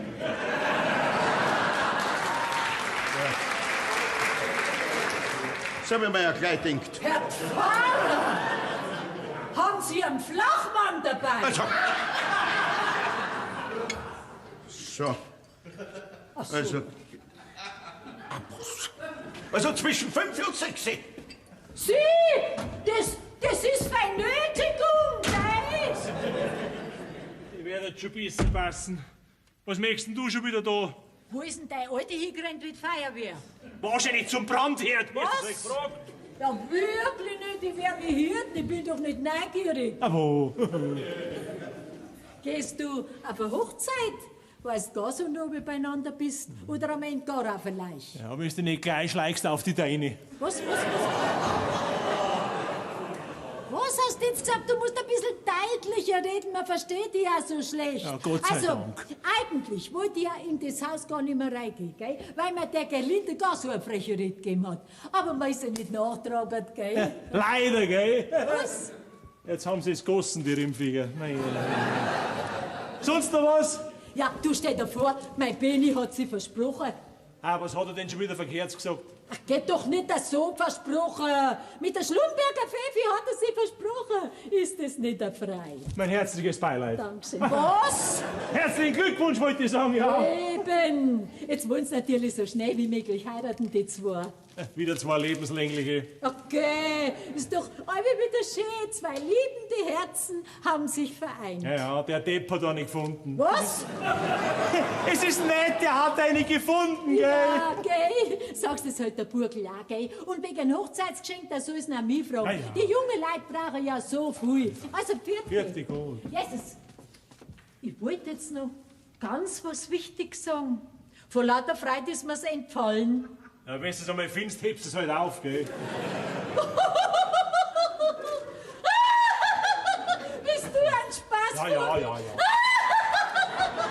da krieg ich noch mein Geld.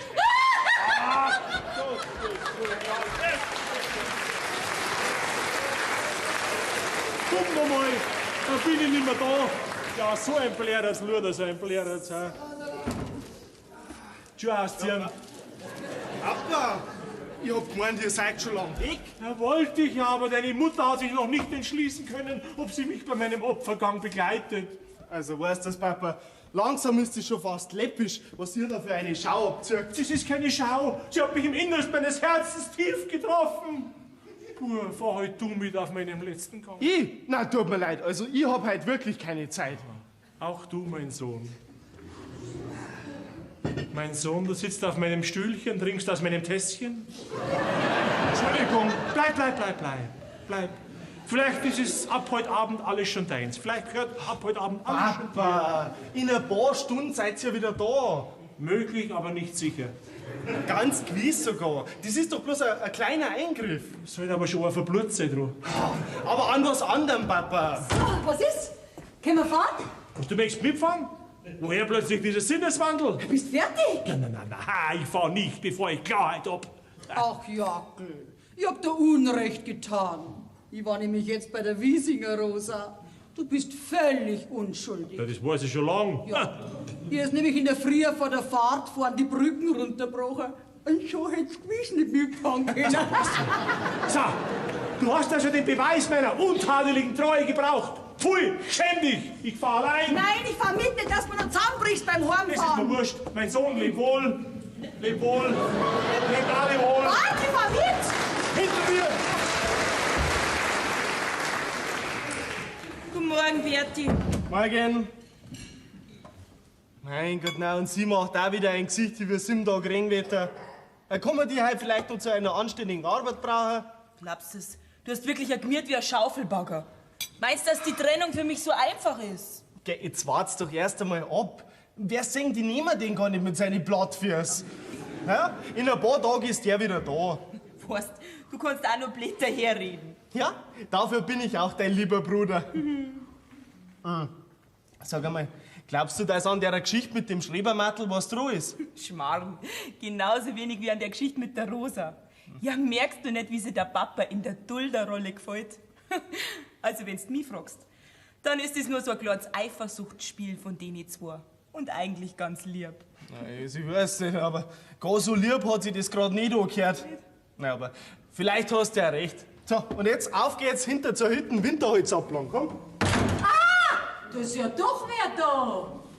Weil ich gerade ganz zufällig eure Mama und euren Papa aus dem Haus hab gesehen. Ganz noblig waren's beieinander. Wo sind sie denn hin? Keine Ahnung. Keine Ahnung. Geh weiter, wenn sie extra einen Hut aufgehabt hat. Was? Die Mama hat einen Hut aufgehabt. Das hab ich gar nicht gesehen. Ah ja, ist ja mir auch vollkommen wurscht. Ist erlaubt? Nein. Dankeschön. Mir ist gerade eingefallen wegen dem Hochzeitsgeschenk für mein Beni. Was? Dein Beni heirat? Ja, wisst ihr das gar nicht? Nein. Wen denn? Das Fräulein Schlumberger. Ja, also gell, sagt es der Mama, ein Servize könnten sie noch brauchen. Es muss ja nicht gerade das Allerkostbarste sein, nicht? Aber so ein Klump wie ihr da habt, wollen wir natürlich auch nicht, gell? Natürlich nicht, Babette. Und sonst noch was? Ja, natürlich Kaffee und Speiseservice, versteht sie. Es soll ja alles zusammenpassen, gell? Natürlich, versteht sie. Ja. Und wegen meiner Frau gerade vorher, gell, das war für ein rein nachbarschaftliches Interesse. Weil man kann mir ja viel nachsagen. Aber auf keinen Fall, dass ich neugierig bin. Na, Gott, Willen, Babette, wie kommst du denn auf die Idee? Geh, du, wo doch ohne jeden Fehl und Tadel bist. Ja, du bist ja praktisch vollkommen. Ja, wir haben uns schon überlegt, ob wir dich nicht fürs Bundesverdienstkreuz vorschlagen sollten. Geh! Geh!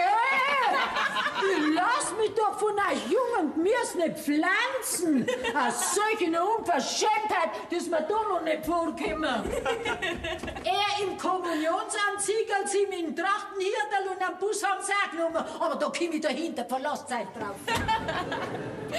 Also,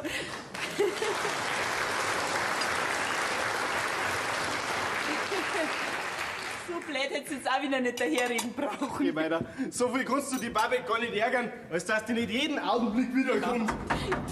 Also wenn jetzt wieder das die Babette ist, dann... Leider bin ich nicht die Babette.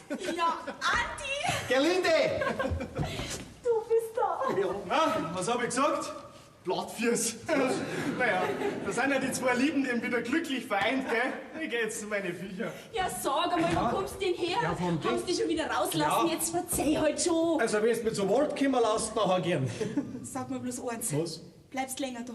Lang. Wirklich? Ja. Mei, jetzt verzeih schon. Mei, dir muss man jedes Wort aus der Nase rausziehen. Du bist schon gut. Schnatterst wie ein ganzes Gänsegeschwader. Aber so mag ich dich. So, Gelinde.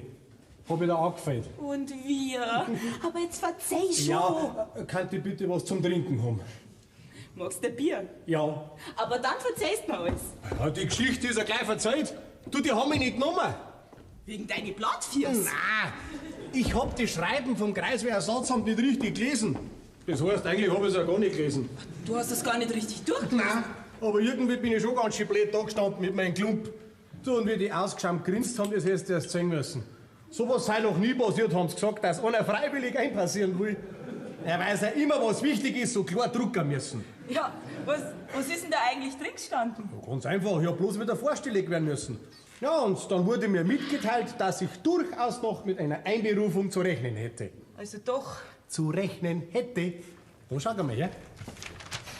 Außer ich wäre unabkömmlich im Falle einer Hofübernahme und den sich daraus ergebenden Pflichten. Dazu wäre aber auch eine Verehelichung Voraussetzung.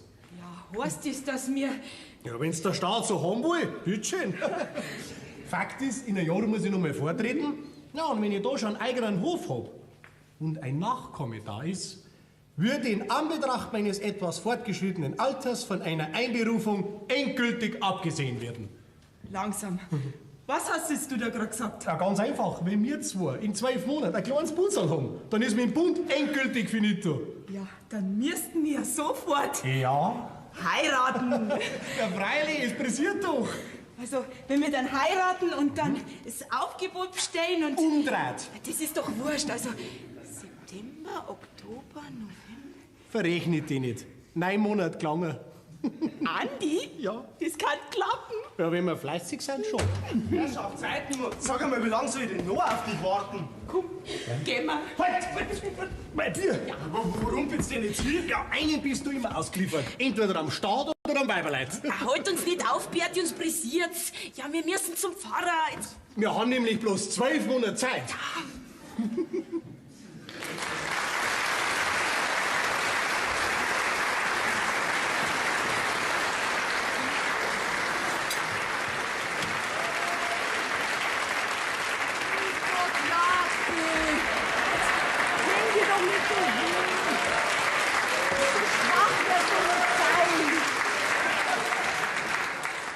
Ja, probier nur das Reden, das geht schon. Weg. Kein Stuhl. Aufs Sofa, bitte. Aufs Sofa. Wie der sterbende Schwan, bloß nicht ganz so graziös. Mei, oh mei, einen Kamillentee wirst du trinken können, ha? Zu heiß. Was nächst? Ein Eis? Bitte ein Bier. Ja, dann stirbst mir wenigstens nicht gleich, gell? Bring gleich was. Kein Mitleid mit der Kreatur. Hast du auf Zeit nie gespürt, gar nichts, gell? Überhaupt noch nie was gespürt. Odala.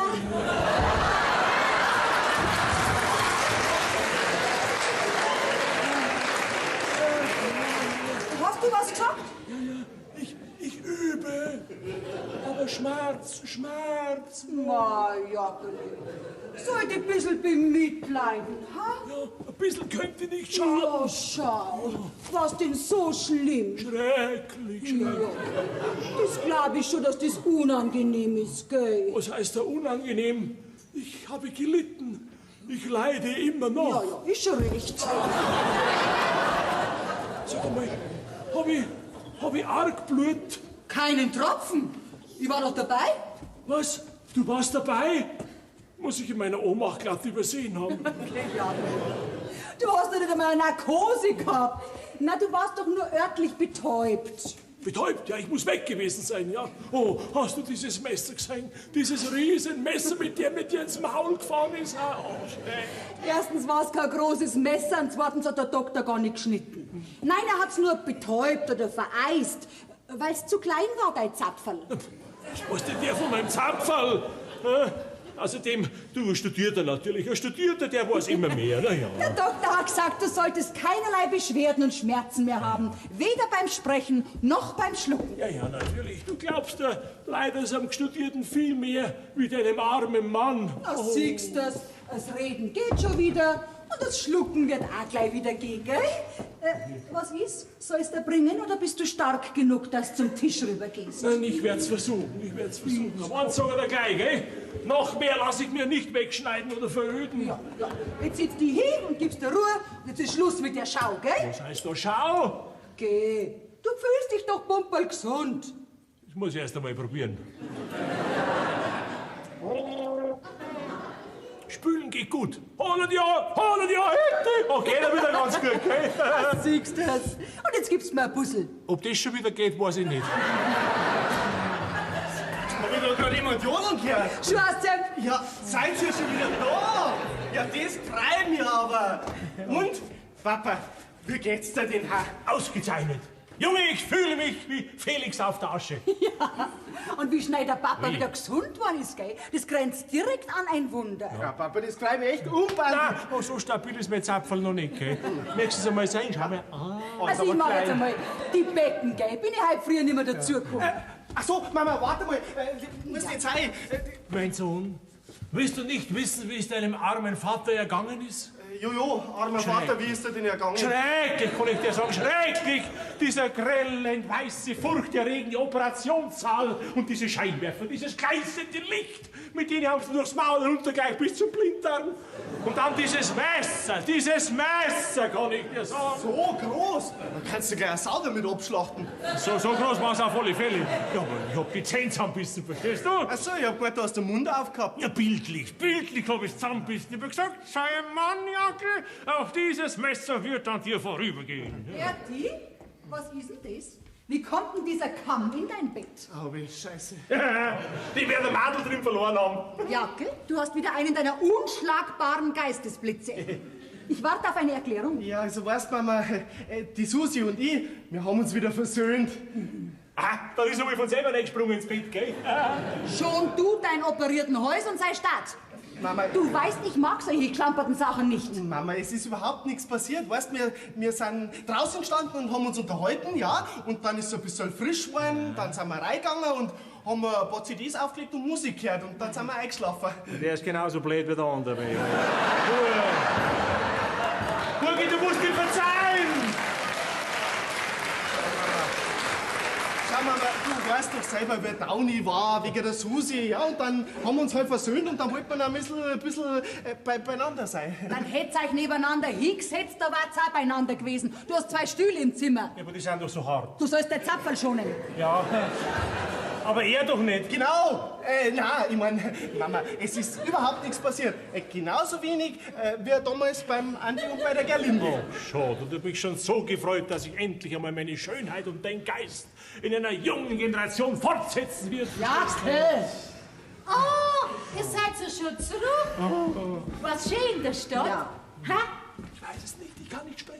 Ah, der Zapferl, gell, ja, mei, du Armer. Du Burgel, was ich heute früh vergessen hab und was dich bestimmt interessieren wird. Heute Nacht um 12:30 ist ein Madel von euren Haus weggeschlichen. Also die Gerlinde war's nicht, weil die kenne ich am Gangwerk. Ja, Babette. Pass nur immer auf, dass da ja nichts auskommt, gell? Naja, weißt, wir haben gestern Verlobung gefeiert. Na, und da ist so ein bisschen später geworden, aber es war recht lustig, gell, Mama? Ja, recht lustig. Mit wem hat er sich denn verlobt, hä? Der Susi. Was für ein Gspusi. Geh du mit deinem kaputten Zapferl. Mit wem denn? Das wirst du noch rechtzeitig erfahren, Babette. Jetzt geh erst einmal. Ach, Babette, wegen dem Hochzeitsgeschenk. Ja, wir hätten gern ein Kaffee- und Speiseservice. Ja, aber bitte schon was Gescheites, gell? Nicht so ein billiges Klump wie wir da haben. Ja, ich werd's lachen schon noch vergehen, mein Lieber. Wenn mein Bini erst einmal im Bund sitzt. Ja, als Landwirtschaftsminister.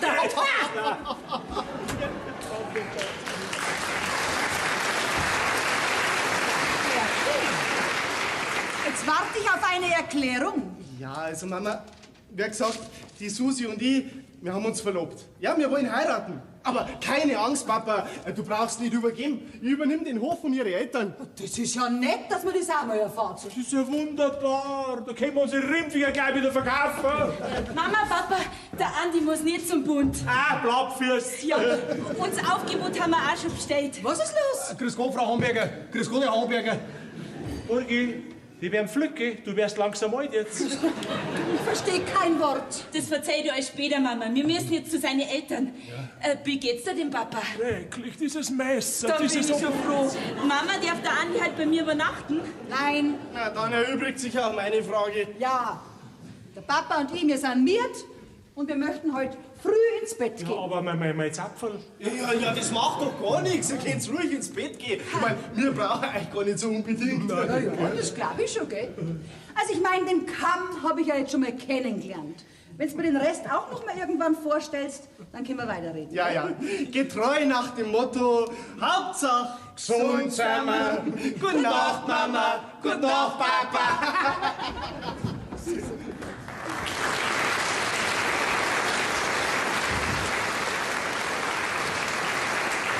Burgi, du bist schlimmer wie der Feit, Baby. Und du kannst ja in Zukunft solche Äußerungen von wegen Familienfortpflanzung sparen, gell? Schade, aber recht habe ich doch gehabt. Da kannst du was drauf einbilden. Ich erwarte von dir, dass du mich in Zukunft unterstützt, wenn ich Zucht und Ordnung in dem Haus hochhalten will, gell? Pass auf, Burgi, ich hab natürlich heute Nacht am Berti und seine Freundin, die Susi, schon gehört, wie sie in die hintere Kammer geschlichen sind, weil das Bredel vor der Tür wieder knarzt hat. Das knarzt schon seit 26 Jahren. Eben. Und da ist mir unsere erste Nacht vor 26 Jahren auch wieder eingefallen, wo wir zwei hintergeschlichen sind in die Knechtkammer, Hand in Hand.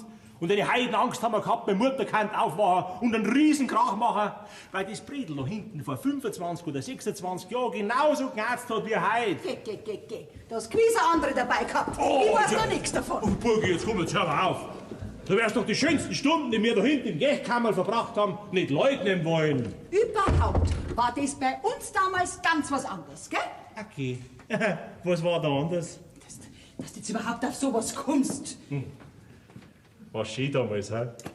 Sowas fragt man doch nicht nach 26 Jahren. Aha, du kannst dich also noch daran erinnern. Ich weiß gar nicht, was du meinst. Weißt du noch, wie ich da hinten in der Kammer den Bluse aufgegipfelt hab? Hä? Was machst denn du da? Ja, du warst damals genauso geschämig wie heute, aber das war mir wurscht. Ich hab mich nicht stören lassen, gell? Ich hab fleißig weitergegipfelt. Was machst denn du da? Willst du mich vielleicht ausziehen? Aber warum denn nicht? Du ziehst dich jeden Abend aus, bevor du ins Bett gehst. Aber doch nicht in der Sturm. Meinst du, ich mach da einen Striptease? Ja, warum denn nicht? Warte, ich mach mit. Aber sonst bist du gesund. Und wir? Ich spür mein Zapferl wieder. Wer immer das ist, dem schlag ich das Kreuz auf. Ich geh jetzt lieber mal ins Bett, gell? Gott sei Dank. So. Jakob, guten Abend, Jakob. Was ist? Störe ich? Du immer! Macht nix. Was ist? Möchtest du schon ins Bett gehen? Aber ich nichts dagegen hast schon.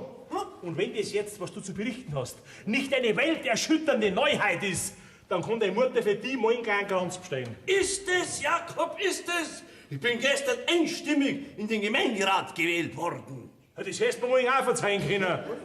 Die ganze Stimmung ist beim Teufel. Geh, was schimpfst du denn so?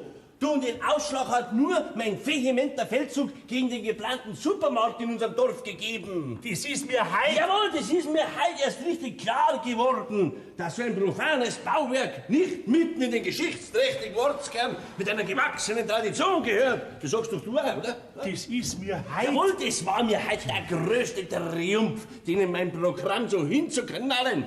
Du, den hat Schuss rausgehauen, wie so 5-Mark-Stückel, verstehst du das? Ah. Jetzt sag ich das noch einmal. Das ist mir heil. Ja, das ist mir heute gerade noch recht gekommen, dass dieses schöne Plakat fertig geworden ist. Verstehst du das?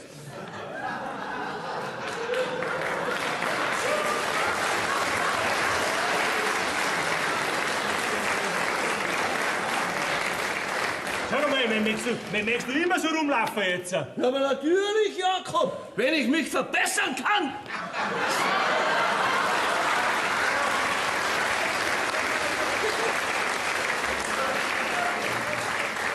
Benni, du hast keinen Vogel, du hast einen ganzen Adler im Hirn. Ja, aber Jakob, was sagst du denn zu diesem Blick da? Hä? Entschlossen, mit einer unvergleichlichen Dynamik, dennoch vertrauensvoll und lässig, mit seinem milden, gütigen Lächeln. Das ist mir wurscht. Häng den Steckbrief hin, was du willst, aber lass mir mehr Ruhe. Ich geh jetzt ins Bett. Ja, so ist recht, so ist recht. Verschlaf nur du alles. Aber das wollte ich sagen, auf dein läppisches Kreuzel ist auch pfiffen. Und das sage ich dir auch noch. Du wirst der allerletzte sein, den ich dann aus Bonn und Brüssel informieren werde. Haben die Ehre! Vierte! Mein Lieber! Somit wäre der Abend wieder gelaufen. Wunderbar. Wo ich so schön Fahrt mache. Wer weiß, wann mir das wieder einmal passiert.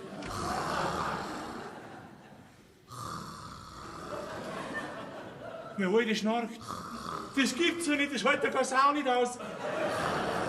Ja, um Gottes Willen, da meinst du, der Betonmischer steht im Schlafzimmer drin. Ja, da geh ich nicht rein.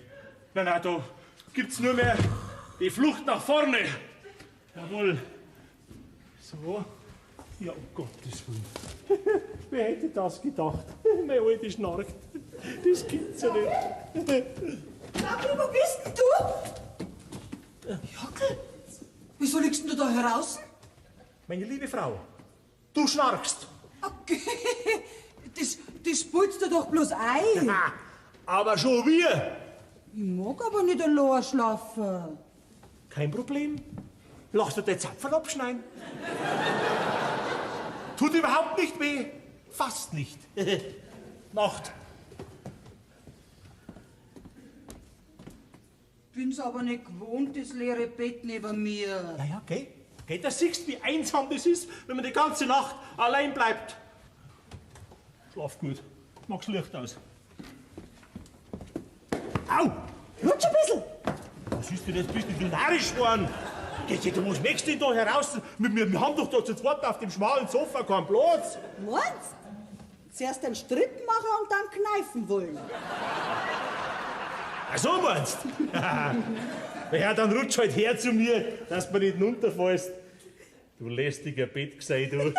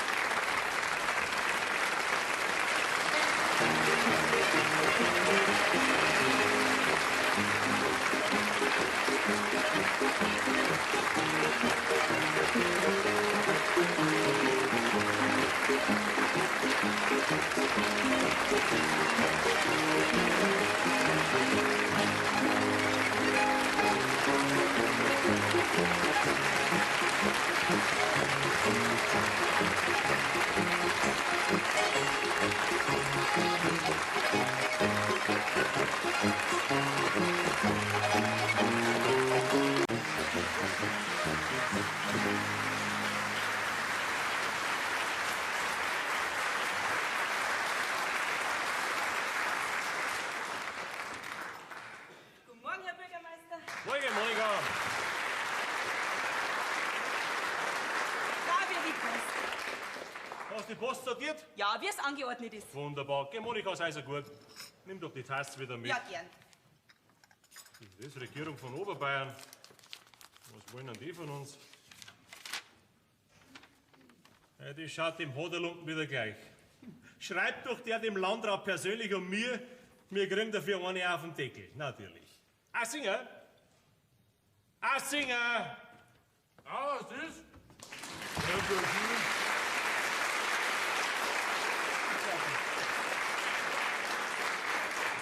Gut, morgen braucht's wohl nicht mehr, oder? Ja, was ist? Guten Morgen. Ja, der Morgen, der fängt schon gut an. Darum habe ich ihn auch weggelassen. Und dann soll er das einmal an, was die wieder schreiben von der Regierung. Es ist uns unverständlich, dass die Gemeinde Haselbach, was da bei einer Wurstsemme weg, auf das Ansuchen des Florian Federl zwecks Zuschusses für die Althaussanierung seines Anwesens Fulgo Wiesenhäusl, haben wir's bald, ja, mit Ablehnung reagiert hat. Und so weiter und so weiter. Der Gemeindesekretär, was sagen Sie da dazu? Ja, was denkt, dass so kommt? Ja und? Ja, wie steht sie da vor unserem Landrat? Also ein Federl, sehr alte, das ist eine ganz raffinierte. Die hat auch gewiss den Brief geschrieben. Wer es geschrieben hat, das ist doch völlig wurscht. Herrschaftszeiten. Warum putzt aber der Talhammer ausgerechnet einen Golfplatz auf dem Federflori sein Grundstück ein? Ja, weil er mit seinem Freizeitzentrum der größte Steuerzahler von der Gemeinde ist. Ja, und Vizebürgermeister ist er außerdem. Und bei den Parteispenden, da war er auch nicht kleinlich. Assinger, das ist mir alles bekannt. Ja, darum hat doch auch der ganze Gemeinderat dafür gestimmt, dass man am Federl den Zuschuss für die Sanierung von seinem Wiesenhäusl nicht befürworten soll, damit das einmal samt seinem Grund wieder hergehen muss. Aber will er nicht. Davon darf aber doch die Regierung nichts erfahren, sonst sind wir geliefert. Herrschaftszeiten, was machen wir denn jetzt? Ganz einfach. dem Federl den Zuschuss bewilligen? Ja, da haben wir doch kein Geld dafür. Brauchen wir alles für unser Jubiläum. Naja, wenn wir keinen Zuschuss geben, dann braucht das Land auch nicht machen. Naja, dabei vergeht wieder ein Jahr. Oder 2. Ja, und dem Federl sein Hütten fällt dabei von allein zusammen. Die Aussichten dafür sind auf alle Fälle da. Ja. Sehen's? So erledigt sich mit der Zeit so manches von selber. Jawohl, benannt.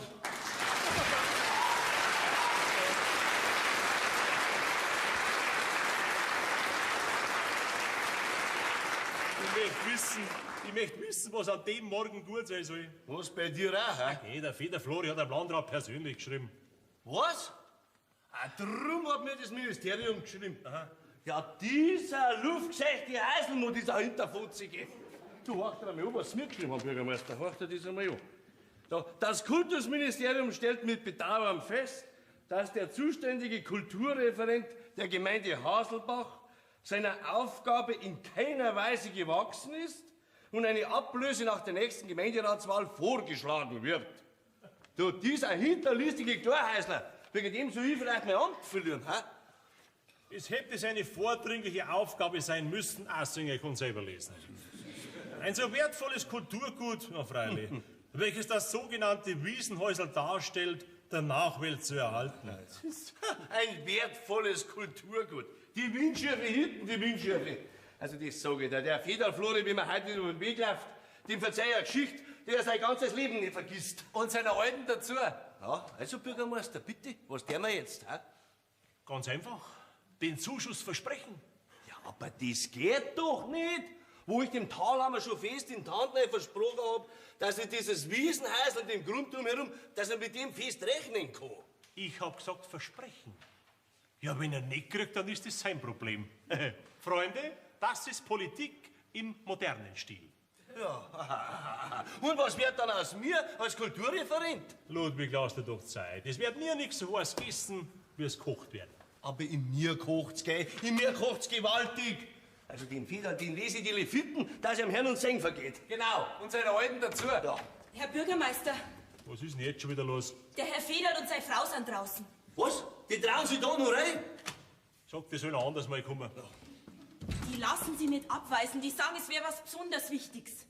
Also gut, dann in Gottes Namen rein damit. Ja. So, bitteschön. Ja.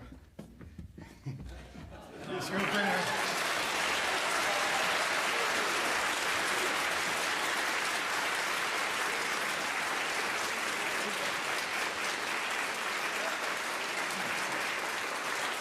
Sie schreiben alles ganz genau, Wort für Wort auf, was die zwei sagen, weil denen traue ich zu, dass hinterher alles abstreiten. Oder was dazu dichten. Jawohl. Also, das sag ich euch, gell? Wenn ich wegen euch mein Amt verlieren soll, dann sollst du mich mal kennenlernen. Da schmeckt euch 2 Jahre kein Suppen nimmer. Uns ist Fleisch so lieber. Siehst du, wo frech werden jetzt auch noch die alte Suppenhähner. Suppenhähner. wir wollten ja nur... Nix, gell? Nix kriegt's ja. Nicht so viel wie schwarz unterm Fingernagel. Ja, du, das ist nicht viel, da hat er schon recht, gell? Wir hätten es wirklich gut mit euch gemacht. Ja, wir mit euch auch. Jetzt doch den Thalermeier Heisel verkauft mitsamt euren Grundstückel. Und der ganze Zirkus war nicht notwendig gewesen. Nein. Mit dem Golfplatz, da war der richtige Zirkus, der ist da gegangen. Jawohl, genau. Aber deswegen sind wir gar nicht da. Nein, wir kommen wegen ganz was anderem. Wir wollten nämlich bei der Gemeinde anzeigen... Was? Was wollt ihr? Anzeigen wollt ihr uns? Ihr ist aufmüpfiges Gesindel. Ihr wollt uns anzeigen. Du, uns klang schon der Brief, den Sie an den Landrat geschrieben habt. Ja. Der hat denn das sein müssen. Mei, schau, Bürgermeister, ich hab ja den Brief nicht geschrieben, gell? Weißt du, so mit dem Schreiben hab ich's nicht so. Geschrieben hab ich ja ich. Na, das ist mir klar. Bei so viel Hinterfutzigkeit kann bloß in einem Weiberleid drinstecken, wie du bist, gell? Hab's nichts besser gemacht mit eurem Brief. Ja, weil's noch gar nicht wisst, was überhaupt drinnen steht. Ganz genau wisst man das, was da drin steht. Du Weltverdruss, du nimm mal gescheiter. Weltverdruss. Ja. Jetzt lasst uns halt einmal in Ruhe drüber reden, nicht? Und überlegen, was wir in der Geschichte weiterhin machen. Ich meine, für die Gemeinde war das ein großer Vorteil, wenn das unter die Leute kam. Was willst du damit sagen, wenn das unter die Leute kam? Es gibt keinen Beweis, gell, dass bei uns in der Gemeinde was geschehen ist, was die Leute nicht wissen dürfen. Freilich, Freilich, wir haben doch den Beweis in der Hand, was der Florian zufällig gefunden hat. Was? Was kann denn der schon gefunden haben? Nix. Weil ihm nichts versteckt war. Ja, das wissen wir besser, gell? Ich mein, versteckt kommt man auch nicht gerade sagen, nicht? Und gerade du als Kulturreferent sollst daran interessiert sein, dass das ans Tageslicht und an die Öffentlichkeit kommt, nicht? Was? Ja, was habt ihr denn gerade mit mir? Ja, du, das sag ich dir, Feder Flori, das eine, ich brauch dir so, Hey, lass mal den Alten aus! Den schlag ich mir selber, wenn's sein muss, gell?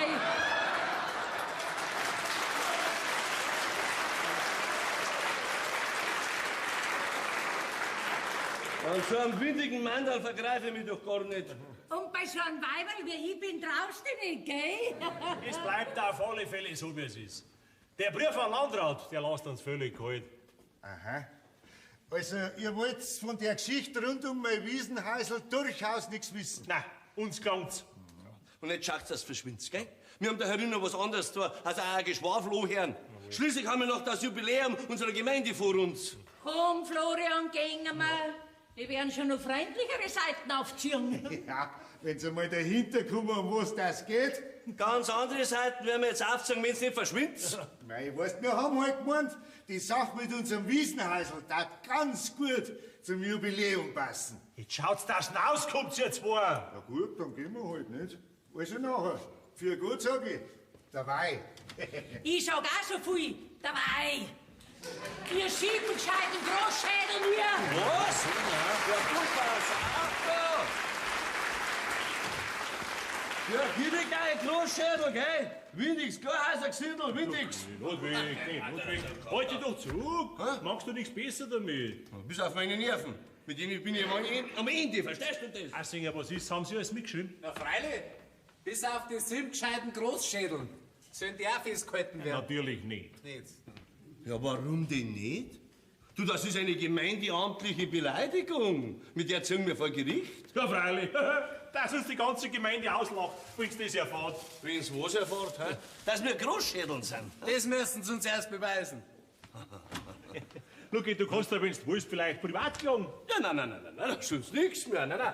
Was anderes wär's gewesen, wenn mich dieses Zindel da kulturell beleidigt hätte, gell? Ja, weil dann müsste nämlich die Gemeinde den Rechtsanwalt zahlen, gell? Ja, ich werde das mit dem Brief vom Federflori am Landrat schon hinbiegen. Der kommt doch demnächst zu uns zum Jagern raus. Der möchte bei mir einen Bock schießen. Bürgermeister, bevor der bei uns einen Bock schießt, muss der unbedingt unser Kulturdings... Budget. Ja, unser Kulturbudget, das muss er mindestens ums Dreifache aufstocken. Ja, freilich. Ja, das brauchen wir für unser Jubiläum. Oh, ja, du hast recht. Herrschaftszeiten. Ja, da dürfen wir uns was einfallen lassen. Also auf alle Fälle muss einmal ein Festzug her, verstehst du? Ein Festzug, über den ganz Oberbayern die nächsten 20 Jahre drüber redet. Ja. Eine Festschrift müssen wir drucken lassen, eine schöne, farbige natürlich. Vorn drauf mit einem schönen Foto von mir. Ja, und die? Du daneben. Was? Ja, da und ein Feuerwerk braucht man, gell? Ein Feuerwerk, das man bis in die Landeshauptstadt reinsieht. Was? Das ist halt ewig schade, gell? Dass bei uns in der Gemeinde die letzten 200, 300 Jahre überhaupt nichts Außergewöhnliches passiert ist. Ja, da hast du schon recht, gell? Du, nicht einmal ein einziger berühmter Mann ist bei uns geboren. Daher aber keiner gestorben, gell? Ja, Best haben wir auch keine gehabt. Ja, nicht einmal einen gescheiten Brand haben wir gehabt. Ja. Verstehst? Bei dem wenigstens kein einziges Häusl mehr stehen geblieben war. Ja. Und kein einziger Napoleon ist bei uns durchgezogen. Nein, es ist schon ewig schade, gell? Dass wir überhaupt nichts haben, mit dem wir uns jetzt ein bisschen was einbieten können. Hä? Ja, wenn wir wenigstens einen scheiden Wildschützen gehabt hätten, verstehst du, der von einem Jager hinterrücks erschossen worden war. Ja, du, oder eine Sängerin, die vom König Ludwig ein Kind gekriegt hat. Vom König Ludwig ein Kind? Oh, mein, Ach so, ja, richtig, ja. Ja, aber wenn ein trauriges Jubiläum werden, das sag ich dir. Das nützt uns nichts. Nein. Was? Nein, unsere Eisschützen, die haben doch letztes Jahr einen 17. gemacht. Okay, von 17 Mannschaften. Ja, aber unsere Schuhplattler. Was? Unsere Schuhplattler, die haben doch beim letzten Gaufest einen Preis gewonnen. Ja, weil sie weitest die Anreise gehabt haben. Mein Gott. Das wird wirklich ein trauriges Jubiläum werden. Nützt uns nichts, nützt uns gar nichts. Feiern müssten wir unser Jubiläum. Als was denn? Als die unbedeutendste Gemeinde von ganz Oberbayern. Ja, auch gerade jetzt, wo alles voller Nostalgie ist, haben wir nicht das Geringste aufzuweisen, glaubst du das? Ja, was ist denn? Ja, du bist doch unser Kulturreferent. Wir haben doch die gewählt, lass dir was einfallen. Ja, da brauchst du keine Angst haben. Ja, da brauchst du überhaupt keine Angst haben, dass mir nichts einfällt. Das war jetzt das erste Mal, dass mir keine guten Ideen zufliegen würden. Ja, Ludwig, dann lass sie fliegen, komm, lass sie fliegen. Ich hab jetzt ein Bauvorhaben, da muss ich wieder total umdenken, weißt? Herrschaftszeiten. Monika!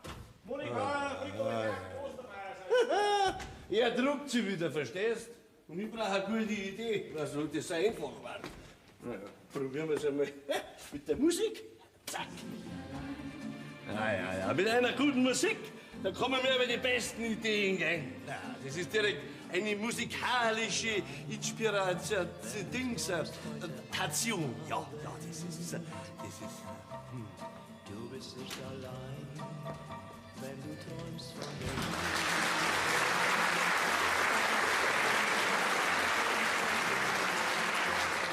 Das darf doch nicht wahr sein.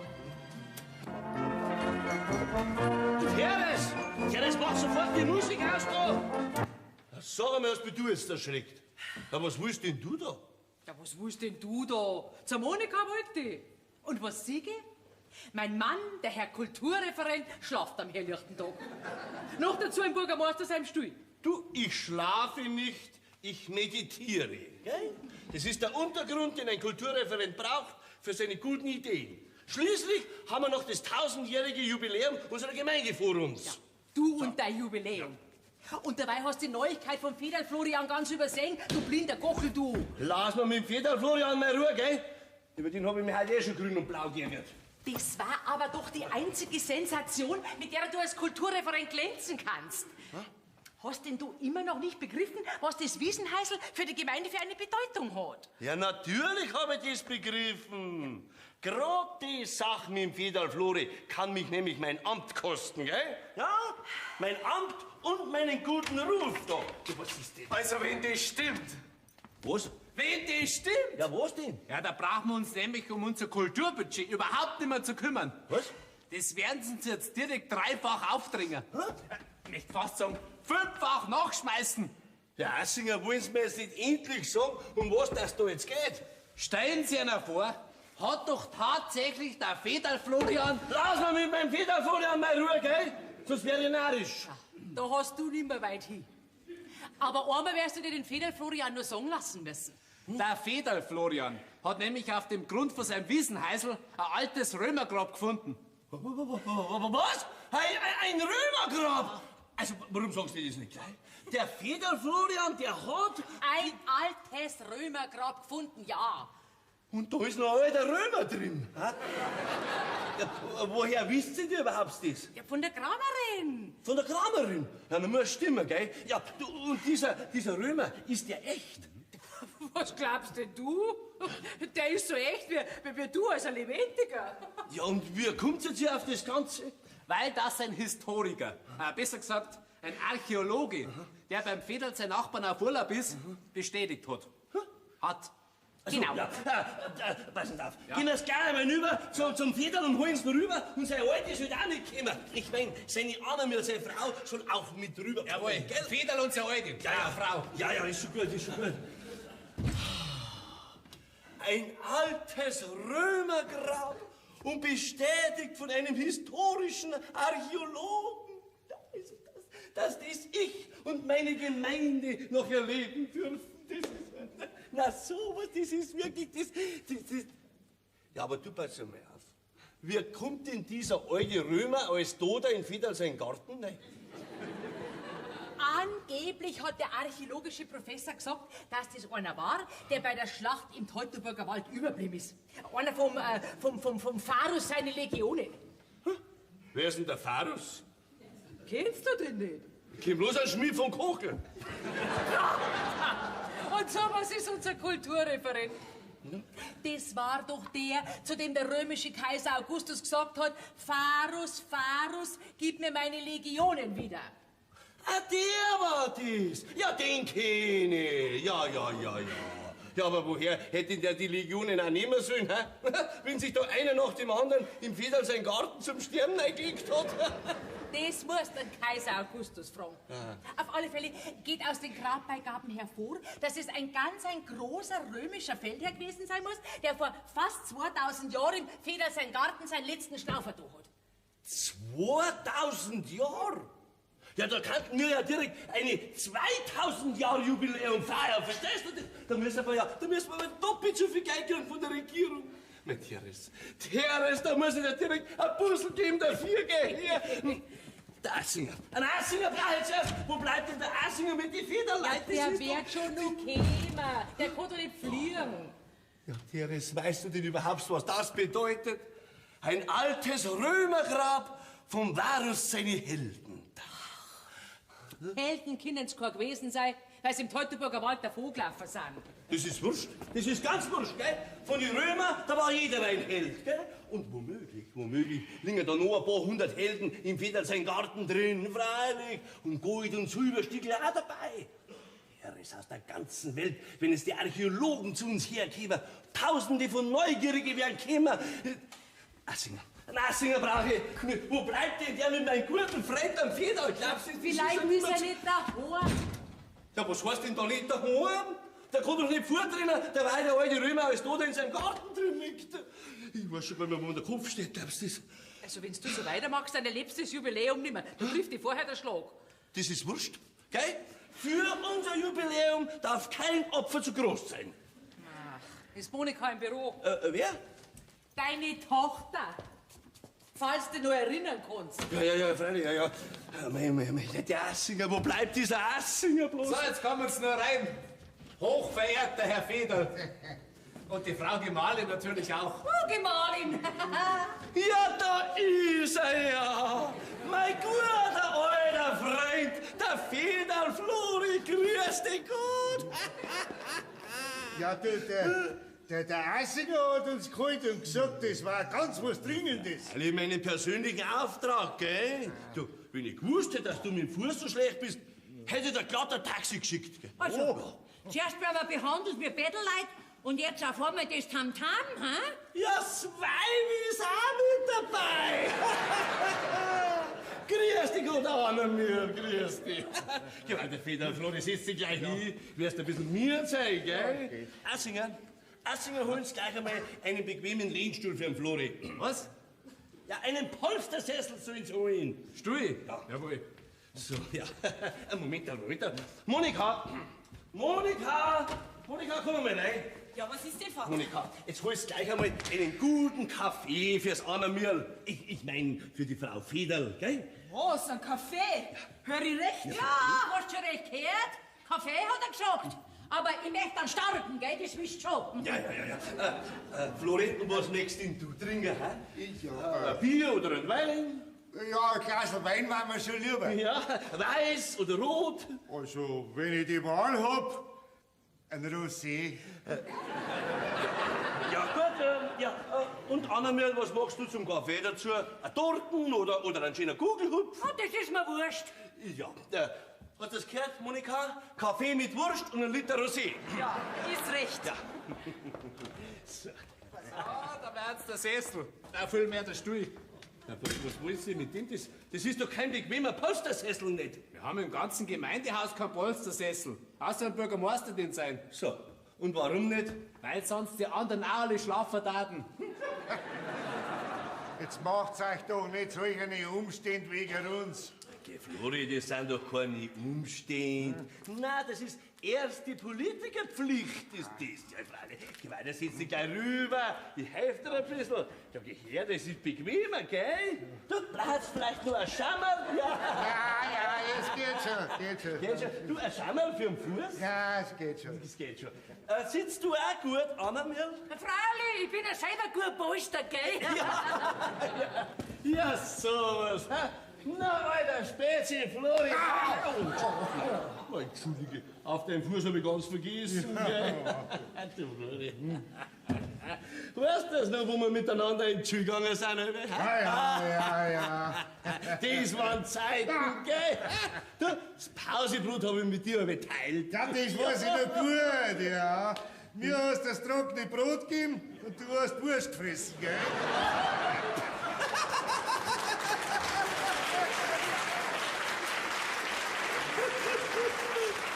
Allweil zum Scherzen aufgelegt, der Flori, gell? Ja, sag einmal, was ist denn in dir eingefahren, Rumpler? Sie, der Herr Rumpler, ist Kulturreferent. Ah, Singer, lassen Sie das jetzt. Für die Federleute war ich doch immer schon bloß der Rumpler, gell? Am besten wird's, hey? Ihr sagt gleich einmal alle Ludwig zu mir. Ist recht, Ludwig. Sie nicht. Sag, weißt du was, sagen wir doch gleich, Luki, wie in der Schule. Ja, das war gleich noch besser, gell? Ja, wir tappen uns auch viel leichter mit unserer Dings. Konversation. Ja, genau. Ja, was ist denn, Herr Singer? Wo bleibt denn die Brotzeit für die Federlein? Schauen Sie mal nach, es passiert doch schließlich. Weiter. Ist recht, Luki. Was denn? Ja, sag einmal, Rumpler. Okay, Annemir. Sag doch du auch Luki zu mir, hä? Na ja, also, wenn's dir eine Freude macht, gut, Freilich. dann sag ich Luki, gell? Aber jetzt sei ganz ehrlich, was soll denn eigentlich das ganze Theater, hä? Was? Also ja, jetzt passt auf. Also das mit diesem Brief, gell, das wollen wir einmal ganz schnell wieder vergessen. Ja, ich weiß ja, mein Alte hätte nicht gleich einen Landrat persönlich schreiben sollen, gell? Ich mein, für was ist schließlich der Dienstweg da? Nur freilich, Flori, gell. Aber jetzt ist ja was anderes viel wichtiger. Okay. Flori, du kannst dir gar nicht vorstellen, wie mich das jetzt gefreut, dass ausgerechnet du diesen Fund gemacht hast. Nein, was denn für einen Fund? Hast du was gefunden, Ja, ha? freilich hat er was gefunden, der Flori, gell? Das alte Römergrab vom Varus seine Helden. Ah, das Römer... Ach so. Ja, du, aber das sage ich dir, Fei. Dieser sensationelle Fund kommt erst an die Öffentlichkeit, wenn der Talhammer aufhört, uns unser Wiesenhäusl abzuluxen. Ja, geh weiter, davon ist doch gar keine Rede mehr jetzt. Ja, aber das muss schriftlich festgehalten werden. Ja, verbrieft und versiegelt, gell, Luki? Damit wir mit unserem Wiesenhäusl tun können, was wir wollen. Ja, und dann noch ein bisschen mehr, gell? Du weißt doch selber, dass der Flori mit seinem Weinhaxen gar nichts mehr arbeiten kann. Also müssen die anstehenden Renovierungsarbeiten die Leute von der Gemeinde machen. Gell, Luki? Genau. Und wenn der Zuschuss vom Land nicht ausreicht, dann muss den Rest auch die Gemeinde Haselbach draufzahlen. Gell, Luki? Ja, freilich, aber das ist doch gar keine Frage mehr. Nein, pass auf. Euer Wiesenhäusl, das soll hergerichtet werden wie ein Neu, gell? Oh. Ja, und soll euch keinen Pfennig Geld kosten. Und aus eurem Garten, da machen wir ein Freilichtmuseum. Ja, da braucht's dann bloß nur drin sitzen und die Eintrittskarten verkaufen. Und das Geld gehört nachher uns, gell, Luki? Ja, da werden wir schon den richtigen Aufteilungsdings Modus. finden. Ja. Naja, ich mein, jetzt müssen natürlich das ganze Zeug erst einmal in die Stadt rein, nicht? In ein archäologisches Institut. So, ja, freilich machen wir das. Passt auf, da mache ich jetzt gleich dem Assinger eine Notiz, dass der morgen... Nein, du, das machen wir dann schon selber, gell? Ja, weißt schon, weil schließlich haben ja wir den Fund auf unserem Grund und Boden gemacht, nicht? Ach so, ja.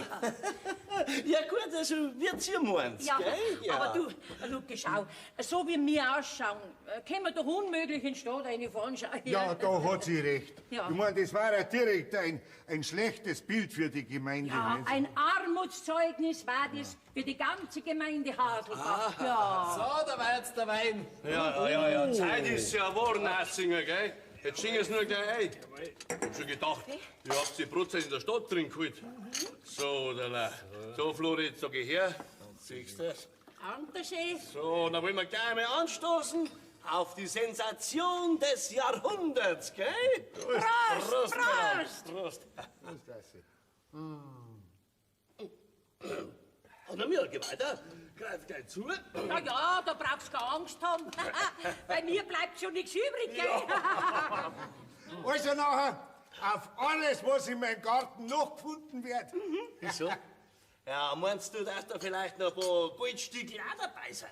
Sicher. So wie es ausschaut, muss ja der tote Römer sogar der Zahlmeister von der ganzen Legion gewesen sein. Ja, dann ist ja das mit eurem Gewand überhaupt kein Problem mehr. Nein, jetzt geht's gleich über ins Trachtengeschäft, gell? Und der zeigt von oben bis unten neu einkleiden. Gut. Muss ja nicht gerade das Billigste sein, gell? Nein. Das geht dann alles auf die Kosten von unserem Kulturdings. Budget. Budget, ja, genau.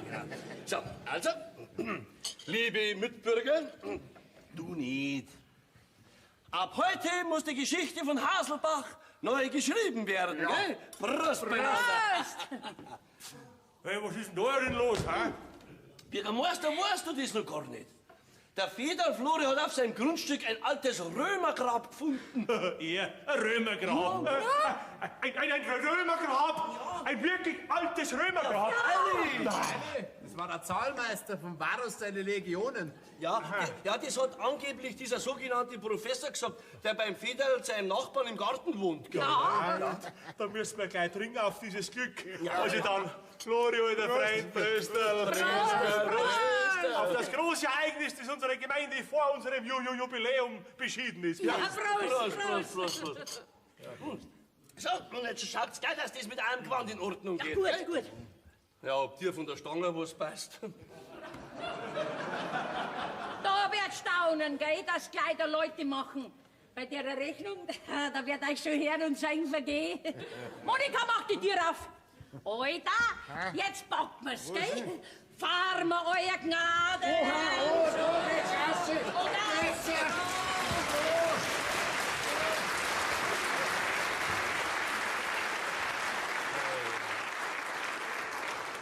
Sag mal, Ludwig, von was für einer Rechnung reden die? Ja, von der für das Gewand vom Federl und von der anderen Mirl.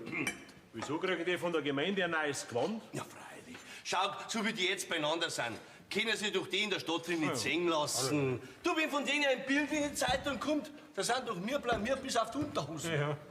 Was ist ein Kulturreferent? Sollen wir nicht gleich alle Zeitungen verständigen? Und das bayerische Fernsehen auch? Nein, das machen wir jetzt noch nicht aufhängen, gell? Das machen wir erst, wenn wir genau wissen, wie wir das am werbewirksamsten ausschlachten können. Ist recht, Lucky. Ja, also, Monika, halt. Bleib da, ich muss mit dir beziehungsweise mit euch was reden. Ja, was ist denn? Ja, also, pass auf. Privat geht mir das nicht so, gell, wenn der Tochter nachts in die Disco geht, aber ich meine, dienstlich hat mich das zu interessieren, was sie da mit unserem neuen Förster zu bereden hat. was, du gehst mit dem neuen Förster nachts in die Diskothek? Ja, hätte ich vielleicht mit ihm zum Kaffeekranzel vom Pensionistenverein gehen sollen. Sei nicht so frech, du Rotzpippen. Du, ich bin volljährig, Papa, gell? Aber frech bist du der 15-Jährige. Also, Monika, was hat der neue Förster von dir wollen? Hat er dich um Gemeindeangelegenheiten ausfragen wollen? Also, ich meine, aber mich ausfragen hat wollen. Nein, das darf ich ihm nicht raten. Dann ist recht. Aber mir ist das nicht recht, gell? Du, diesen jungen Hupfer, den schlagst du aus dem Kopf. Ist das ein für alle Mal klar? Ja, wer schon nur Ärger mit den Grärjanker? Mit dem alten Jäger und Förster, mit dem hast du wenigstens noch reden können. So, nach der 6. Halbe hat er zu allem Ja und Amen gesagt. Genau. Das wirst du beim Richard nie erleben. Der ist nämlich Anti-Alkoholiker. Oh, Jesus. Und auch gerade jetzt, wo wir die Trassen für einen Skilift schlagen wollen, ist er der Einzige, der sich querlegt. Und mit sowas geht meine Tochter nachts in die Diskothek. Also, da mischen wir nicht rein, das sind Privatangelegenheiten, gell? Monika, auf alle Fälle setze ich bei dir voraus, dass alles, aber wirklich alles, was da herin besprochen wird, auch unter uns bleibt. Ja. Keine Angst, Herr Bürgermeister. Wir haben was Wichtigeres zum Besprechen. Ach so. Und das wäre zum Beispiel? Zum Beispiel, wie viele Kinder wir mal haben wollen. Oh, Kinder hast du das gehört, Bürgermeister? Ja, recht hat's. Ja, aber unsere Gemeinde leidet sowieso an Geburtenrückgang. Da wird Zeit, dass jemand was dagegen tut. Verstehst du? Grüß Gott.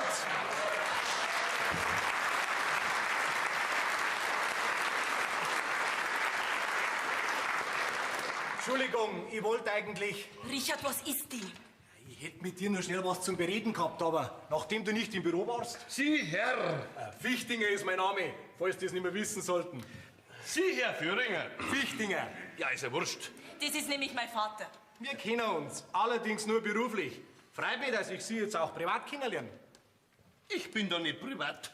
Mein Vater ist nämlich auch Kulturreferent von der Gemeinde. Schade, dass die Kultur vom hiesigen Wald nicht drunter fällt. Was wollen Sie denn damit sagen? Das werden Sie alle schriftlich von der Regierung kriegen. Ich sage nur, Skilift. Wenn Sie dienstlich was von uns wollen, dann kommen Sie während den Amtsstunden. Jawohl, täglich von 8 beziehungsweise von 9 bis 12 und nachmittags für Sie kein Parteiverkehr. Danke für die Aufklärung. Ich weiß bereits so, wie viel es für mich da geschlagen hat. Ja, dann sollen Sie auch gleich noch was wissen. Dass meine Tochter nämlich einem anderen so viel wie versprochen ist. Ist gar nicht wahr. Mit dir streite ich darüber nicht. Weil es schaut wer um jedes Wort. So, Richard, komm, wir gehen jetzt. Was? Wiedersehen. Die Herren.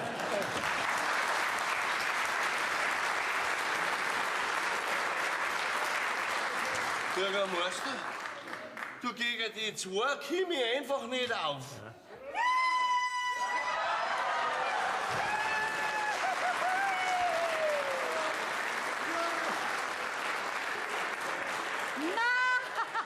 Herr Kulturreferent, zufrieden? Was ist das? Kultur, Bürgermeister, das ist Kultur.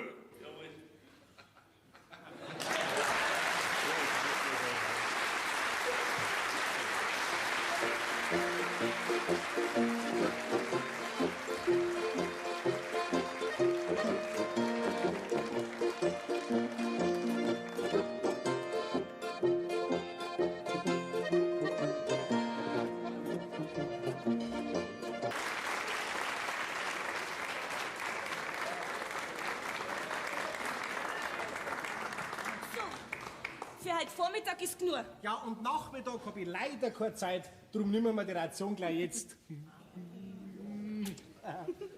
Ja, und nachdem es noch gar nicht feststeht, ob ich morgen überhaupt kommen kann. Schluss jetzt. Du bist im Stand und willst die Bussel fürs ganze Wochenende im Voraus haben. Ja, mein, was man hat, das hat man. Gemeindeamt Haselbach, Monika Rumpel am Apparat. Ach, du bist das, Mama. Was sagst? Ob ich gut sitze? Jetzt sitze ich gut. Ob noch wer im Büro ist? Ja. Ich wollte sagen, na. Ja, Mama, du klingst so aufgeregt. Was ist denn los? Nein, Mama, du weißt ganz genau, dass ich dir darüber keine Auskunft geben darf. Nein, auch nicht vertraulich. Da musst du den Papa schon selber fragen. Du, Mama, ich muss jetzt Schluss machen. Ich bin momentan ein bisschen beschäftigt, ja. Mama, du brauchst dir keine Sorgen machen. Ich weiß schon, was ich mir zutrauen darf. Ja, also vierte Mama, gell? Die Mama hat erfahren, dass am Feder als Annamel ein neues Gewand auf Gemeindekosten gekriegt hat. Ja, und jetzt muss unbedingt wissen, was das Gewand kostet hat. Ja, und das fällt natürlich unter das Amtsgeheimnis. Also, wie ich meine Mama kenne, erfahrt die bald was wissen wollen. Gemeindeamt Haselbach? Nein, Herr Landrat, der ist zurzeit leider nicht zu sprechen. Ich werde es ausrichten, Herr Landrat. Jawohl, wiederhören. Ein Betrieb ist das heute. In 3 Stunden hat schon 2-mal das Telefon geleitet. Und alles wegen dem Jubiläum. Was ist denn jetzt eigentlich mit den Federl sein Römergrab los? Da weiß man schon was Näheres über den sensationellen Fund in seinem Garten. Jeder im Ort sagt was anderes. Eine Neuigkeit jagt die andere. Ja, und jeden Tag kommt was anderes dazu. Also seit gestern soll der Römer einen goldenen Helm aufgehabt haben und auf einem Haufen von Silberlingen gelegen sein. Und sonst hat man vom Federl Florian nichts erfahren. Der Federl hat am Todengräber einen Totenschädel gezeigt. Ja, und der Todengräber hat gesagt, dass er so einen alten Schädel noch nie gesehen hat. Und dass der nur von so einem alten Römer stammen kann. Was? Und das ist alles? Der Federl zeigt die Stellen natürlich erst her, wenn die archäologische Kommission da ist. Ja, und dein Vater und der Bürgermeister? Die haben nichts anderes im Kopf als das alte Römergrab. Ja, weil das so gut zum Jubiläum von Haselbach passen tat. Ja, und mir passt das auch wunderbar. Warum? Weil dein Vater dadurch so klein werden wird, dass er in den römischen Schädelplatz hat. Wie meinst du denn das? Das verstehe ich jetzt wieder nicht ganz. Lass dich überraschen, Monika. Ich bin nämlich fest davon überzeugt, dass das mit dem angeblichen Römergrab ja nur ein guter Einfall vom Federl Florian ist, damit sein Häusl renoviert wird. Ja, und dass er es behalten kann. Ja, meinst du wirklich? Ja, aber das muss vorerst noch unter uns bleiben, sonst geht mein ganzer Plan nicht auf. Ja, und meinem Vater gegenüber? Wie soll ich mich da verhalten? Nur schön den Mund halten. Sonst kann passieren, dass längere Zeit kein Puzzle mehr draufkommt. Ja, und das musst du selber wissen, was da lieber ist. Aber ich muss jetzt weiter. Okay? Und nicht vergessen, schön den Mund halten. Vierte. Der redet sie leicht. Nur Mund halten ist gar nicht so einfach, wie der Richard sich das vorstellt. Hat sich der Federl Florian schon gemeldet? Warum? Warum? So eine saudumme Frage. Seit 8 Tagen warten wir auf eine Nachricht von ihm. Schau, ich muss doch schon längst Fernsehen, Zeitungen, an Radio und alles benachrichtigen. Der Termin für unser Jubiläum kommt immer näher. Ja, und der Federl, der lässt alle 5 Grad sein. Also was ich gehört hab, hat der Federl das letzte Mal am Telefon gefragt, ob die gemeindeamtliche Erklärung schon fertig ist. Ja, das wird jetzt nicht so wichtig sein. Ja, für den Federl scheinbar schon. Ja gut, dann tust du mich daran erinnern, wenn der Bürgermeister wieder da ist, dass wir diesen Antrag samt Bewilligung fürs Denkmalamt fertig machen, gell? So. Du Monika. Ja? Du, diese Freundschaft mit diesem Förster. Das ist keine Freundschaft, Ja, Gott sei Dank, dass du das einsiehst. sondern eine Liebschaft. What? Also die kannst mir nur mein Nächsten lieb.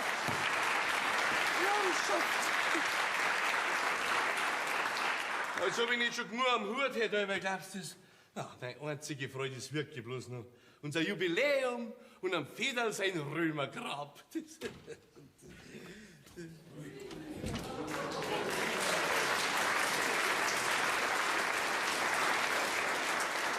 Na, wie gefällt er? Ja, Teres. Ja, sag mal, wer bist denn du beieinander? Bist du von einer Modenschau übrig geblieben? Ja, das... Ja, glaubst denn du, ich lauf mit meinem alten Dirndlgewand umeinander, während die Federl einmal auf Gemeindekosten von Kopf bis Fuß neu eingekleidet werden? Ha, du bist gut. Ja, bitte. Ich lass mich doch von so einer nicht als die Frau des Kulturreferenten bloßstellen. Ja, das ist doch ganz was Was anderes. ist denn da anders? Ja, dein Gewand können wir doch nicht auf Gemeindekosten abschreiben. Das hat doch jetzt überhaupt keine Rolle mehr zum Spulen. Meinst du, du magst mich schauen, wenn's Fernsehen kommt? Schau dir doch du mal an, wie du ausschaust. Ja. Wenn du so neben dem Federl stehst, dann müssen ja die Journalisten und Ehrengäste meinen, du warst er und er warst du. Also gut, wenn's meinst, dann kleide ich mich auch neu ein, bitte. Was für den Federl gut ist, kann für uns nur recht und teuer sein. Ja? Du, Papa? Ja, Mama. Du schaust ja aus wie die Rösselwirtin vom Film. Und alles vom Feinsten. Der Moni hat der Papa tief in die Taschen greifen müssen. Der? Dass ich nicht lachen. So, wenn's nach dem gang, dann kann den Fetzen rumlaufen. Aber Gott sei Dank hat die Gemeinde jetzt die Spendierhosen noch, wenn's um das Jubiläum und um den Federl sein Römergrab geht. Ah, so ist es. Du kaufst da auch was Neues, gell? Ja, meinst du, das gang auf Gemeindekosten? Ja, wieso denn nicht? Gell? Bist du schon lange gut angestellt? Ja, von mir aus. Aber ich suche mir selber aus, was mir gefällt. Und was zum Richard sein Anzug passt. Wenn wir Verlobung feiern. Verlobung? Mit diesem Waldhupfer da? Gehört alles zu meiner kulturellen Entwicklung. Also das ist ja... Du pass einmal auf, was Kultur ist, das bestimme immer noch ich. Oh, jetzt beruhig dich wieder. Ja, aber das... Ein nervöser Kulturreferent ist noch nie was wert gewesen. Aber was redst du denn dabei? Ich bin doch die Ruhe in Person. Ja, da merke ich nichts davon. Und dieses Gescheiterl von einem Förster kommt mir als Schwiegersohn nie und nimmer ins Haus. Ja, damit musst du auch verstanden haben, gell? Er kriegt unser Katz Kanarienvogel. Zum Fressen? Nein, als Junge. Herrschaftszeiten. Also eine Aufregung nach der anderen. Und alles wegen dem Federl sein Römergrab. Wieso, was ist denn schon wieder? Die Polizei hat gerade angerufen. Die Polizei? Ja. Ja, die werden doch nicht mit einem verspäteten Haftbefehl für den Varus sein Zahnmeister unterwegs sein. Sie haben ein paar verdächtige Gestalten um das Wiesenhäusl rumschleichen sehen. Aber es hat sich dann rausgestellt, dass ein paar neugierige Journalisten waren. Ja, aber nachdem der Federl und sein Alte... Am Federl sein Alte, ich meine natürlich seine Frau, ist für Sie noch lange keine Frau. Was? Alte. Verstehen Sie das? Ja. Was haben Sie da gesagt gerade? 2 Journalisten. Die wollen doch sicher was von dem Römergrab sehen. Oder fotografieren. Fotografieren? Ein Fotograf? Ja, Teres, da muss ich sofort hin. Ja, da ist ganz gewiss morgen von mir ein Bild in der Zeitung. So wie es du ausschaust, das mag ein schönes Pudel werden. Darum sag ich doch, dass ich ein neues Gewand brauch. Also jetzt geht gleich mit ins Trachtengeschäft, das geht sich gerade noch aus, weil dann muss ich gleich da rüber. So lang dauert's nicht mehr, dann draht er durch. Weiß ich, der Federl.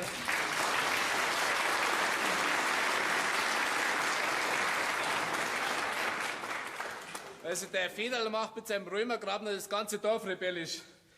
Prost, Assinger.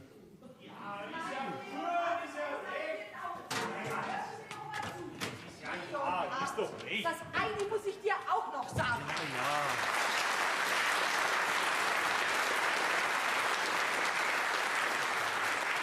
Und ich spreche hier nicht als dein ehelich angetrautes Eheweib, sondern als die vom Volk gewählte Frau des Bürgermeisters, gell? Also, wenn's ihr in der Gemeindekasse so im Geld schwimmt, dass ihr den Federl und seiner Euden ein Gewand auf Gemeindekosten kaufen könnt, das gleich beim nächsten Gaufest prämiert werden kann damit, dann ist es nur recht und billig, dass ich als deine Ehefrau mit einem eben solchen Gewand ausgestattet werde. Hast du mich verstanden? Wir können doch die Feder der Öffentlichkeit nicht in dem armen Leitgewand präsentieren. Die sind doch die zwei im Moment die wichtigsten Personen unserer Gemeinde. Bloß die zwei meinst. Warum sagen denn dann die Leute, dass die Frau vom Rumpler aufputzt wie eine Eimerkuh in der Gegend umeinander läuft? Ha? Möchte ja nicht wissen, was der Fetzen kostet hat, den die anhat. Oh mei, wenn es der Rumpler leisten kann. Der Rumpler und seine alten Gewand kaufen, dass ich nicht lach. Das geht doch sicher auch auf Gemeindekosten. Ah, was? Ah, mein Lieber, ja, da bin ich dahinter gekommen, Dad. Ja, warum musst denn du da dahinter kommen? Du kommst eben nicht dahinter. Und ich krieg dafür ein noch viel schöneres Gewand als wir die Rumplerin. Und wenn der Rumpler dahinter kommt, dann kann er überhaupt nichts machen, denn gleiches Recht für alle. So steht's im Gesetz, oder nicht? Ja, freilich, ja. Du kannst dir übrigens auch einmal was Neues kaufen. Die Lederhosen, die kehrt ja schon auf den Sperrmüll. Sperrmüll, wieso? Kommt ja doch dein Urgroßvater schon durchgewetzt. Ja, das macht's ja so schön. Ne? Ja gut, hast recht, gell. Eigentlich brauche ich schon einen neuen Anzug. Naja, und bei den allgemeinen Ausgaben, da gang der mit rein. Ja, siehst du das? Jetzt weißt du auch, wofür so ein Jubiläum gut ist, gell? Und damit du das nicht gleich anders überlegst, gehen wir sofort zum Einkaufen. Moment. Assinger! Assinger! Ja, was ist? Passen Sie auf, Assinger. Meine Frau und ich, wir müssen Wir müssen uns nämlich neu... Wir müssen uns neu informieren. Ja, ich weiß schon, Herr Bürgermeister. Bei der Pressekonferenz, die im Hirschen abgehalten wird. Was für eine Pressekonferenz? Da weiß ich überhaupt nichts davon. Ja, das ist immer so, dass die Obrigkeit zuletzt informiert wird. Mensch, Alter, da müssen wir doch hin. Pressekonferenz. Du langsam, Leonhard, ohne dich können es doch nicht anfangen. Ah ja, ich bin ja der Bürgermeister. Mei. Was werd ich froh sein, wenn der ganze Rummel vorbei ist.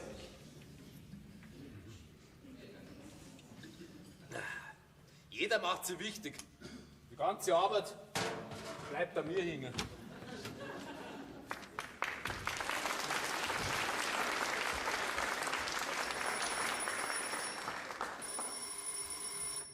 Gemeindeamt Haselbach, Monika Rumpel am Apparat. Ach, du bist es, Richard. Was? Du hast mir was Wichtiges zum Sagen. Ja, was ist es denn? Das hast mir halt noch gar nicht gesagt. Ja, freilich mag ich dich genauso wie du mich. Vielleicht noch ein bisschen mehr als gestern. Ja, dann sind wir ja wieder quitt. Also, Pfiati, Richard. Bis heute auf die Nacht, gell, Pfiati? Jawohl, Herr Landrat. Ich werd's ausrichten, Herr Landrat. Das war der Herr Landrat. Aha. Und der heißt Richard.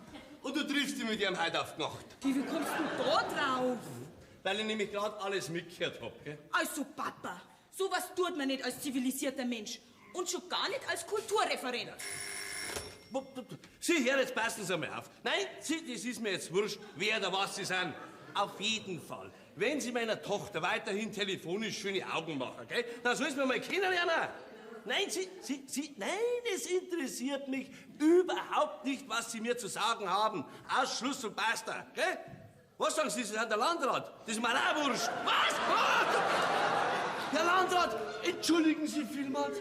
Herr Landrat, ich kann nichts dafür, nichts für ungut, Herr Landrat. Schauen Sie, bei uns ist doch so viel los, wir haben das Jubiläum vor uns und ich bin doch der Dings der... Herr Landrat, jetzt hat er aufgelegt. Und alles wegen deinem windigen Waldhupfer, verstehst du das? Jetzt passt, Herr Landrat, entschuldigen Sie vielmals, ich kann wirklich nichts dafür. Ich bin ganz durcheinander, weil doch die... Was? Wer sind Sie? Der Förster Fichtinger! Wieder der Falsche! Jetzt passen Sie mal auf, Herr Förster. Sie, was wollen Sie? Sie wollen mir was vorschlagen? Nein, jetzt schlage ich Ihnen einmal was vor, gell? Jetzt passen Sie auf. Kümmern Sie sich in Zukunft um Ihren Wald, legen Ihre Bäume um, aber nicht meine Tochter, sonst staubt's!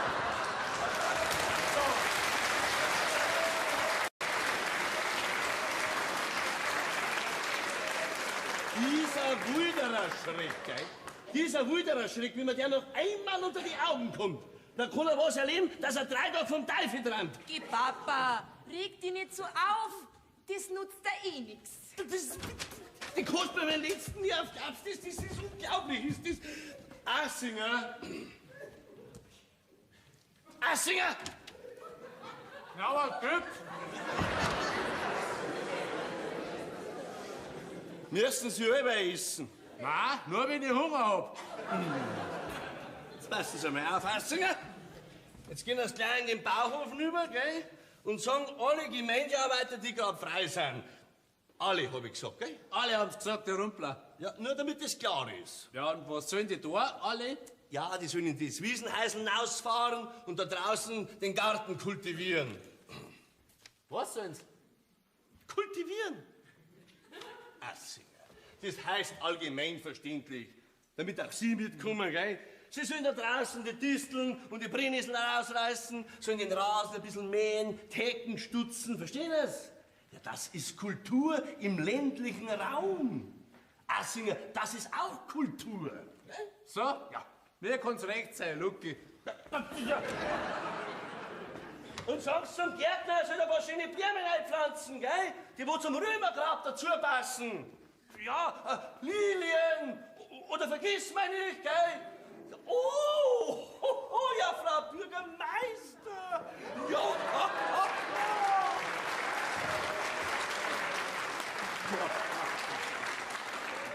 Ja, Elisabeth, wer bist denn du beieinander? Beieinander. Du als Kulturreferent solltest schon wissen, dass für meine Erscheinung ein anderer Ausdruck vonnöten ist. Ja, du schaust direkt aus wie die Königin Elisabeth. So alt? Na. Geh du doch nicht, du und alt. Na. Ganz im Gegenteil. So vornehm und so hoheitsvoll. Ja, bei dir, da kann man direkt in die Verlegenheit kommen, Majestät zu dir zu sagen. Käse, lass doch deine blöden Sprüche. Wo ist denn mein Alter? Wo ist denn mein Alter? Also diese Ausdrucksweise passt ja überhaupt nicht zu deinem Quantel. Du, in so einer vornehmen Aufmachung, da fragt man um den Herrn Gemahl. Kriege ich jetzt eine Antwort auf meine Frage oder nicht? Ja, es entzieht sich leider meiner Kenntnis, wo der sehr verehrte Bürgermeister zuletzt war. Im Trachtengeschäft. Aber dann musste er leider zu einer Pressekonferenz in den Hirschen und konnte nicht auf mich warten. Was? Eine Pressekonferenz im Hirschen? Ja. Ja, wer hat denn diese Sensation des Jahrhunderts schon an die große Glocken gehängt? Ha? Bevor der Federl nicht aus der Stadt zurück ist, soll doch nichts an die Öffentlichkeit und an die Dings. Medien. Ja, sag ich doch, an die Medien. Ich muss sofort in den Hirschen. Monika! Mich fragt der, wer bei uns im Dorf nicht dicht gehalten hätte. Mich als Frau des Bürgermeisters. Als ob ich nicht wissen tät, was man sagen darf und was nicht.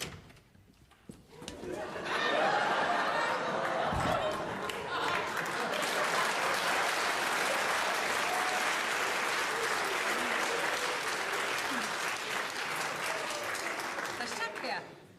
Die Frau Bürgermeister. Aufputzt wie der Christbaum. Du hast das ja grad nötig. In deinem billigen Fetzen da. Sowas zieht dir ja nicht einmal in Kurstall an. Und wenn ich so beieinander war wie du, da ich mir ins nächste Museum stellen. Also da hört sich doch alles auf. Ja, da hast du recht. Da hört sich wirklich alles auf, wenn deine Fetzen auch von der Gemeindekasse gezahlt werden sollen, gell? Aber natürlich, der Herr Bürgermeister sitzt ja näher am Geld als der Herr Kulturreferent. Das nimmst du zurück, oder wir sehen uns auf dem Gericht wieder, gell? Kein Mensch kann mir beweisen, dass meine Garderobe auf Gemeindekosten gekauft worden ist. Nein, mein Gemahl hat extra im Trachtengeschäft angeordnet, dass nur Fahnenstoffe auf die Rechnung kommt und sonst nichts. So was Raffiniertes war doch mein Mann niemals eingefallen. Der war so anständig und hat diverse Textilien zur Verkleidung der Ehrentribüne auf die Rechnung setzen lassen. Mama, gut, dass du da bist. Oh, die Frau Bürgermeister, grüß Gott. Beinahe hätte ich sie nicht erkannt. Mama, ihr müsst jetzt schnell auf Post. Darfst du bitte ans Telefon gehen, wenn's leid? Was soll ich denn da sagen? Dass ich gleich wieder da bin.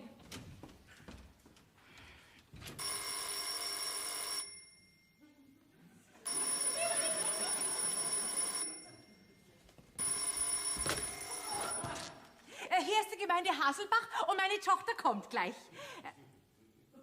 Wer spricht dort? Der Chefredakteur vom Oberlandboten. Ja, aber was wird denn der wollen? So, was will die Frau des Kulturreferenten sein? Hallo? Hier ist die Gattin des Bürgermeisters. Sie wünschen bitte? Ha? Kollegen? Was für Kollegen? Meinen Sie die zwei vom Wiesenhäusl? Die sind bei der Pressekonferenz. Sie wissen gar nichts davon. Ja, haben denn Sie noch nicht von unserem Römergrab gehört? Was gar nichts? Was sind denn Sie für ein Chefredakteur, wenn Sie noch nichts von unserem Römergrab gehört haben? Jedes Kind bei uns im Dorf weiß, dass wir ein altes Römergrab gefunden haben. Dabei handelt es sich nämlich um einen alten römischen Zahlmeister, der bei der Schlacht im Teutoburger Wald bei uns verstorben und begraben worden ist. Ja, Sie! Und in dem Grab, da ist lauter Geld, lauter Silberlinge, wie es damals beim alten Judas gefunden haben. Genau. Und einen goldenen Helm hat er aufgehabt und sein ganzer Körper war voller Waffen. Und das darf bis jetzt niemand wissen, gell? Nein. Bis der Federl mit seiner Alten, ich meine natürlich mit seiner Frau, das ist der Finder des Römergrabes, aus der Stadt zurück ist. Also das war doch direkt ein Glück, dass wir dieses alte Römergrab gefunden haben. Das müssen Sie doch selber sagen, gell? Hallo? Das nächste Mal sagen Sie es, wenn Sie auflegen. Liegt ja.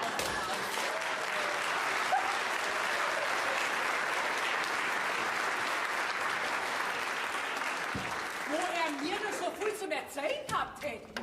Und war was? Stell dir vor, der Chefredakteur vom Oberlandboten hat angerufen. Ja und? Ja, wir haben ihm natürlich gleich alles erzählt. Was? Das hat doch der Papa streng verboten. Ja, wir haben ihm schon gesagt, dass das unter uns bleiben muss. Ja, gute Nacht. Habt ihr eine Ahnung von einem Chefredakteur, der was weiß, was niemand wissen soll?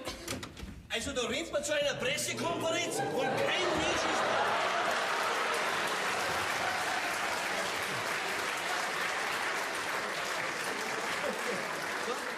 Der Hirschenwirt hat gesagt, das waren überhaupt keine Journalisten, sondern es waren Leute von der Regierung von Oberbayern. Was, zwei Beamte? Ja, da bin ich schon froh. Ich hab schon Angst gehabt, dass Journalisten ihre Nasen in das Grab nicht stecken. So.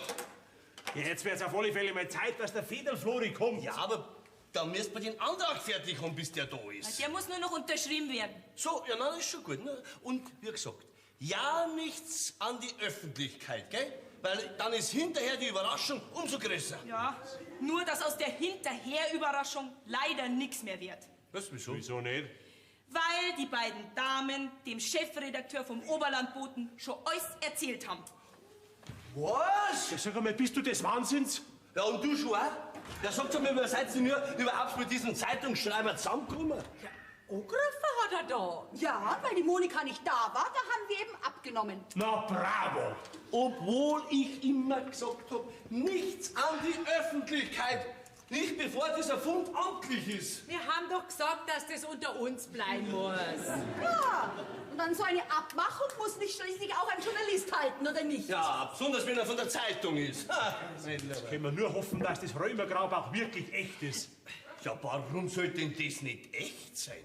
Du, in einem Römergrab, da liegt immer nur ein Römer drin und kein Chines oder ein Türk. Ja, was ist denn? Hast du nichts anderes da, als dass du da sitzt und Löcher in die Luft starrst? Ja, ja, und du schon auch. Jetzt geht's weiter. Ich hab Zeit genug und halt angestiftet. Ja. Hier zwei Ratschkatteln. Müssen uns wir das gefallen lassen? Nein, Resel, das haben wir wirklich nicht nötig. So ist es. Weißt du was? Ich lade jetzt auf eine gute Tasse Kaffee ein, gell? Ja, aber ins Kaffeehaus. Damit alle Leute unser schönes Gewand sehen, gell? Komm. Bitte, Resel. Na, noch dir, gell? Oh.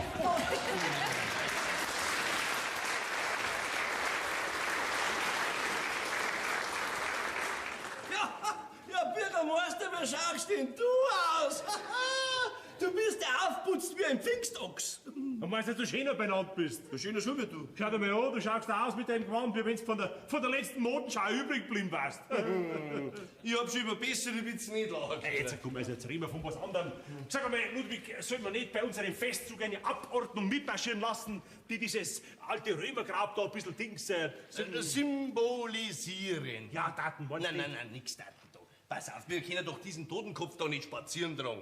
Nein, da kann höchstens eine Abordnung mitgehen, so in langen, wallenden Römergewändern. Mein Gott, die römischen Krieger haben doch kein wallendes Gewand gehabt. Die haben eine Rüstung gehabt aus Eisen und Blech, mit Helm, Schwert und Speer. Helm und Speer? Wo kriegen wir das her? Ja, das ist ja nicht schwer. Gibt's ja bestimmt irgendwo einen Kostümverleih.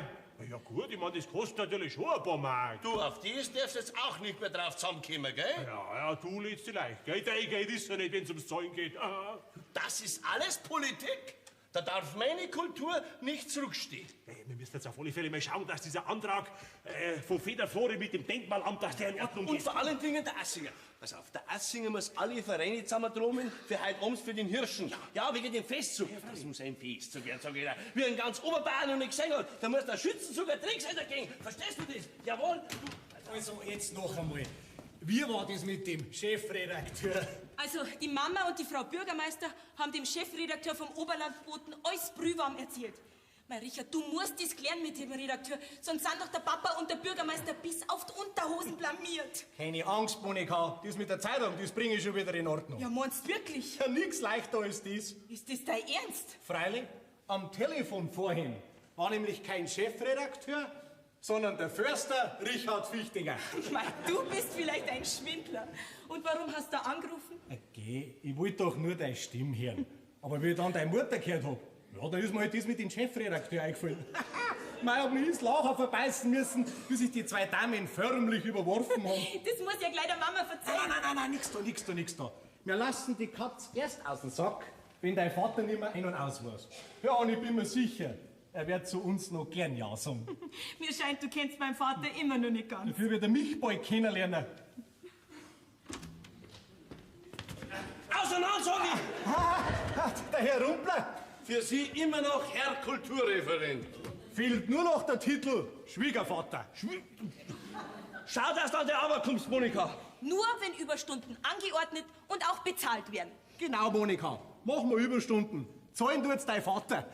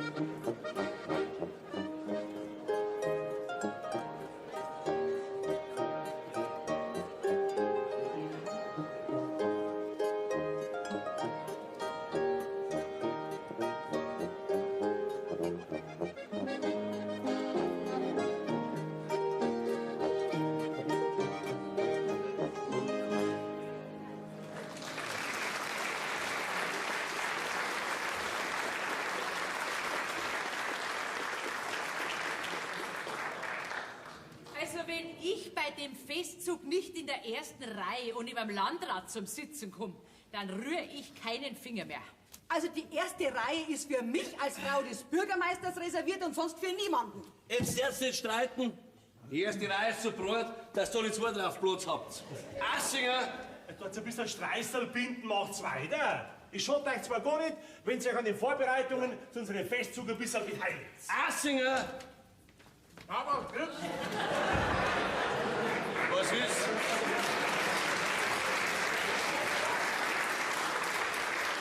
Ja, was ist? Hat sich der Musikverein schon gemeldet? Und die Trachtler? Ja, und der Faschingsverein, verstehen Sie? Gesangsverein, Feuerwehr. Ja, aber... Ja, und vor allen Dingen die Landfrauen und die Strickrunde, gell? Und nicht zu vergessen Assinger, der Kegelclub und die Seniorinnen. Ja, ihr zwei dürft schon mitmarschieren.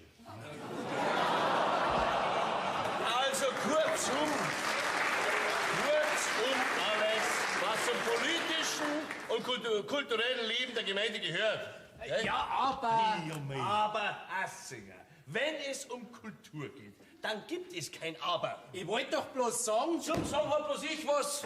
Moment. Ja, und der Bürgermeister auch. Ja. wenn aber... Was haben Sie jetzt da mit Ihrem Aber? Ja, Federl und seine Alte, ich meine seine Frau, sind aus der Stadt zurück. Was? Das erfahren wir erst jetzt. Sie haben ja nicht zu Wort kommen lassen. Ja, wo ist er denn, unser guter Feder? Er hat sich daheim eingesperrt. Ja, wieso denn? Ja, ich weiß schon. Sicher brut er mit seiner Alten wieder aus, was er aus der Gemeinde alles rausholen kann. Assinger, sausen Sie mal hinüber zum Wiesenhäusl. Jawohl. Darf ich das Dienstradl nehmen? Ich bin ein bisschen aus der Kondition. Na, Kunststück, wenn Sie den ganzen Tag der Wurst fressen. Gehen Sie rüber und sagen Sie, er soll... Ja, er soll sofort... Nein! Sofort sagen Sie nicht. Sie sagen, wir bitten ihn höflichst bei uns in der Gemeinde vorstellig zu werden. Ja, ist recht. Ja, und, Assinger, sind Sie auch recht freundlich, gell, zum Federl Florian? Ihr seid im Stand und rollt noch einen roten Teppich vor ihm aus. Einmal, wenn dir an deiner Freundlichkeit mir gegenüber so viel liegen darf. Also das ist alles Politik. Aber davon versteht sie ja nichts. Schließlich ist der Federl Florian eine ganz wichtige Person in unserer Gemeinde. Ja, wo ist denn das Schreiben wieder an das Denkmalamt vom Federl Flori? Ah, da ist's ja. Also bei der nächsten Gemeinderatssitzung werde ich beantragen, dass der Federl Flori Ehrenbürger der Gemeinde Haselbach wird. Warum denn nicht gleich Bürgermeister? Ja. Nicht Oder spötteln. Kulturreferent. Nicht spötteln, die Sache ist viel zu wichtig. Ja, Gell? die ist nämlich viel zu ernst, als dass man da einen Spaß drüber macht. Du sei in Zukunft ein bisschen freundlich zur Federn Annemil, gell? Ja. Mein, das hat sie schließlich auch verdient. Und du tust das nicht einmal so von oben herab behandeln, wie du das auf der Straße siehst. Mein Gott, ich werd's jeden Tag zum Kaffee zu uns heim einladen. Jetzt muss man bloß noch anschaffen, dass ich die Schuhe putzen soll. Also ein Gespür für Benimität habt ihr zwei überhaupt nicht. Also mit euch zwei kann man sich bloß nur blamieren. Von Politik habt ihr wirklich keine Ahnung. Von Kultur noch weniger. Dafür haben wir ein normales Hirn. Ja, und einen gesunden Menschenverstand. Ich streite mich doch gar nicht mit euch zwei. Ja, das wird auch besser sein. Sonst kriegst du von mir nämlich noch mehr zu hören, du Archäologenlehrling, du. Was? Ja, für die hätte ich schon auch noch was auf Lager, du historisches Nullerl, du.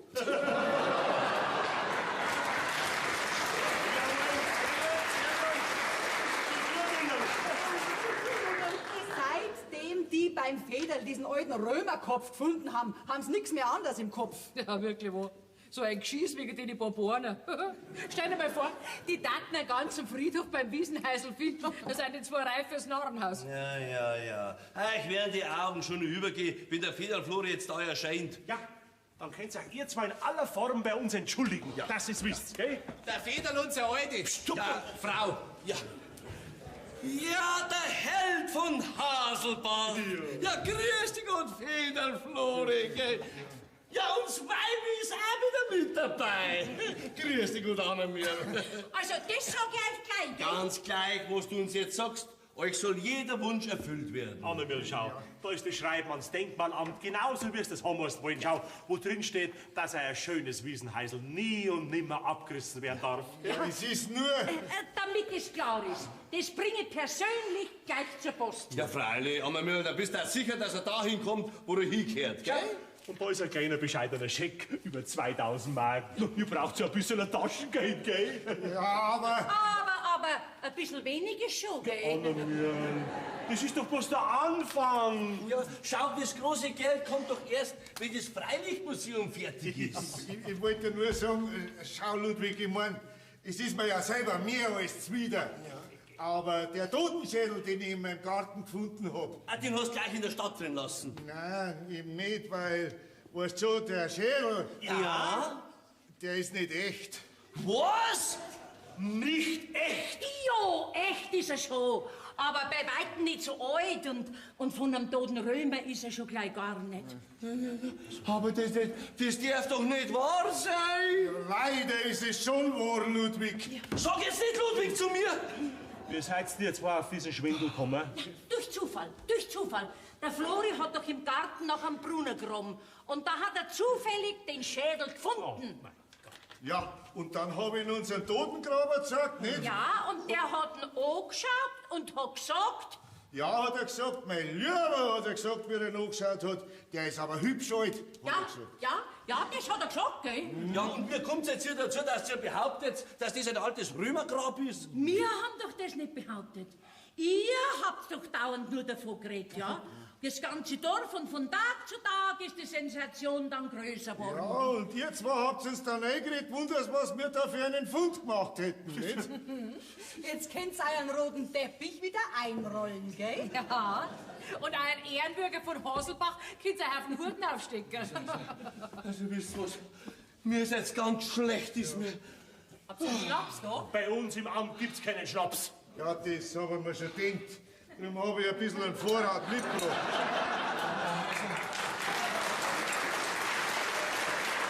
Na, diese Blamage, das ist, ja. Also, wenn das mein Herz aushält, dann... Ja, dann bist Pumperl gesund. Ja. Magst du einen? Ja, ist noch einer drin? Na, den brauchen wir selber. Ja. Ich meine, wenn zwei so wichtige Persönlichkeiten vom Ort im Sterben liegen, da kann man doch nicht ohne Narkose zuschauen, nicht? Nur sofort das Schreibmanns Denkmalamt wieder raus. Nur über meine tote Leiche. Gesindel übereinander. Und ihr wolltet sowas zum Ehrenbürger machen, gell? Was höre ich da? Ehrenbürger? Oh, gibt's da schon was Schriftliches? Ja, schriftlich können Sie es gleich von mir haben, dass ich mit Schimpf und Scham aus dem Dorf raushauen lasse. Annemil, gehen wir haben da nichts mehr verloren. Ja, halt! Zuerst ziehst du das schöne Gewand aus, gell? Was? Da vor die Leute? Hier schaut schon keiner was weg. Ja, und ich? Ja, du schon auch, Flori. Da geh her. Du wirst das gleich einmal die schöne Juppen, aber... Was? Ja, freilich, der hat einen Haufen Geld gekostet. Was glaubst denn du? Da oben damit. Ja. Mir kann's recht sein. Schauen muss sich ja die Gemeinde, wenn's heißt, sie ist schlimmer wie das Finanzamt. Ja. Weil sie einen bis auf die Unterhosen auszieht, nicht? Und du gehst raus ins Besenkammer und ziehst auch das ganze Gewand aus, ist das klar? Ja, aber die zwei Weiber müssen sie ja ausziehen, gell? Ja, freilich, die Gemeinde hat bestimmte Kleider auch gekauft. Also, wenn du glaubst, dass ich mein schönes Gewand wieder hergib, dann hast du ja aber brennt, gell? Also, was ihr mal anhabt, das gebe ich nicht mehr her, gell?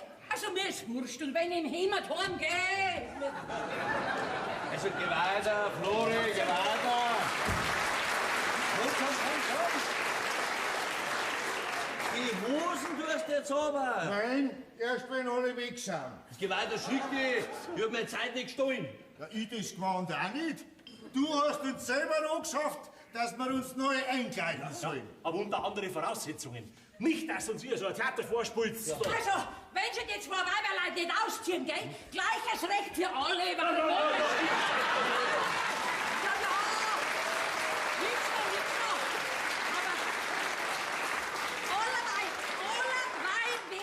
Die armen Leute die Haut abgezogen, gell? Komm, heute kann ich Volksreden und verschwinden. Ihr zwei geht's mit und schaut, dass die alles da lassen, gell? Ja, aber komm her, jetzt geh weiter. Aber die Weiber müssen sie ausziehen, gell? Jetzt geh weiter, Flori, tu nicht lang rum, die Westen aber jetzt. Komm. Gut, Und dann Schuhe, gell, und Hosen. Ja, geh weiter. Oh, Moment. Ja, geh weiter, schick dich, komm. Tu nicht lang umeinander. Ja! Herrschaftszeiten. Nicht zaubern, oder? So, da oben.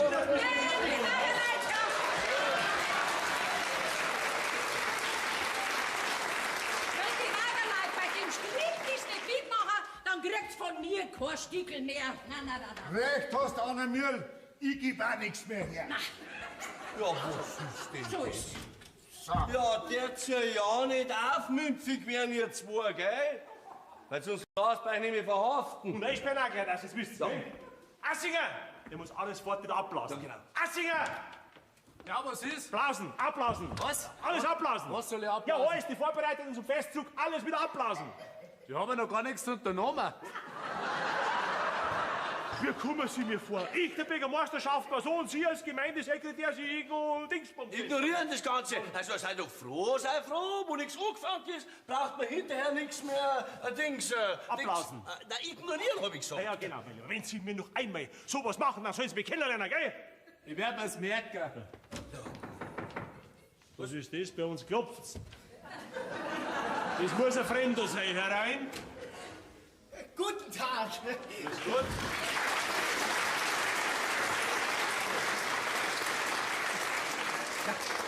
Bin ich hier richtig beim Bürgermeister von Haselbach? Ja, da sind Sie schon richtig. Also, mein Name ist Kurzmeier. Ja, man denkt, Sie sind der Krokodil Dandy. Sehe ich in Ihnen die Person des Bürgermeisters? Nein, die sehen Sie mir. Ah ja, also, guten Tag, guten Tag. Und wer ist er? Ich meine, wer ist dieser? Ja, dieser ist der Rumpler. Ja, meines Zeichens Kulturreferent der Gemeinde Haselbach. Aha, ja.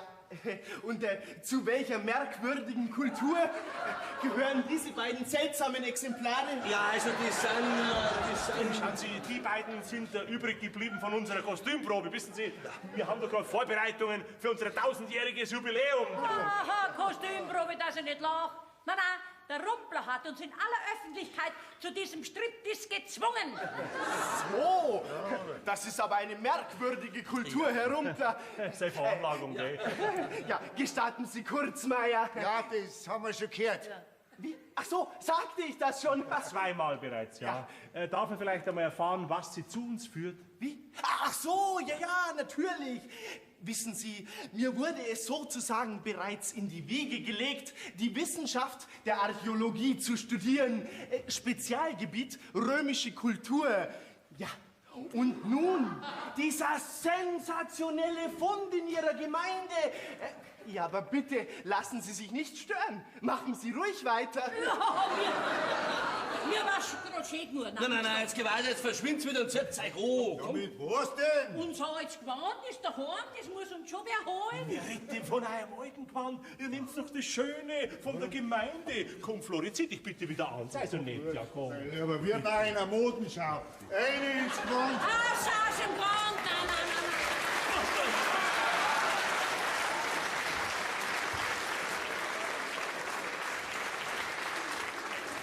Das ist unsere Dorfstripperin, ja. So, bitte nehmen Sie Platz. Ja. Dankeschön, danke. Herr Professor, nehmen Sie bitte Platz. Professor, nein, so weit bin ich leider noch nicht. Ja. Hier oder hier, bitte. Ja, sagen Sie mal, wie ist jetzt das eigentlich da mit unserem Dings? Mit dem Römergrab. Ja, Fund. Ja, wissen Sie, das darf uns halt brennend interessieren. Wie?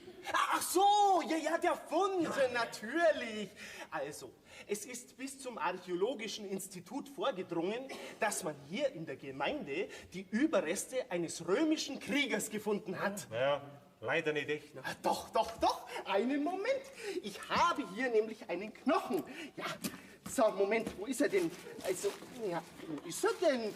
Ja, hier ist er. So. Und dieser Knochen beweist eindeutig, dass es sich hierbei um den historisch bekannten römischen Hauptmann Tiberius handelt. War der so klein? Bitte, Bürgermeister, na was sagst du denn jetzt? Doch immer schon gesagt, dass das Römergrab echt ist. Ja, und unser Institut würde nun der Entdecker des Grabes interessieren. So, ja, das ist der Federl, Flori. So, und wo ist nun dieser archäologische Held? Ja, der zieht sich gerade wieder an. Ja, Moment, gell? Ja. Entschuldigung. Flori, komm wieder rein. Bitte, Freund. Achso, ja. Herr Federl, Florian, kommen Sie bitte wieder herein. Ja, geil. Herrschaftszeiten, was ist denn jetzt schon wieder? Flori, das Römergrab ist echt. Ja. Was? Ja, freilich, der Professor hat's bestätigt. Ach so. Ja, dann muss es stimmen, gell? Sie sind also der Entdecker des Grabes. Nein, das ist eigentlich meine Alte. Ja, also, Moment. Anna, komm rein. Ich mein, Frau Federl, kommen Sie bitte wieder herein. Der Herr Professor wartet. Ja, Kurzmeier, bitte nur Kurzmeier. Ich sag euch gleich, ein zweites Mal ziehen wir fein nicht mehr raus, gell? Sie haben also den Schatz für die Wissenschaft gerettet. Was denn für ein Schatz? Das Römergrab ist echt. Halt's mich doch nicht für einen Arm. Der Totengräber, der hat doch Der gesagt... Totengräber hat überhaupt keine Ahnung. Der Herr Professor, der Archäologe, der hat sogar den Namen von diesem toten Römer gewusst. Assinger! Assinger hat der geheißen. Tiberius! Assinger! Was ist? Anblasen! Was? Alles wieder anblasen! Alles herrichten zum Festzug, auf geht's! Ist das jetzt echt? Das ist echt, geh mal. Gut, mir kann's recht sein. Ja, einer muss schon recht sein. Luki, wo ist denn die Monika? Die Monika, ja, im Büro ist draußen. Mein Wieder Rundfunk, Presse, Fernsehen, alles verständigen. Leid, das ist eine Sache. Die Römer waren doch bei uns in Haselbach. Ja, braucht uns nur wer? Nein. Mich auch nicht mehr als Hüterin des Schatzes, Oh nein, danke. Anna, mir gehen wir, bevor wieder alles anders wird. Na, Herr Rumpler.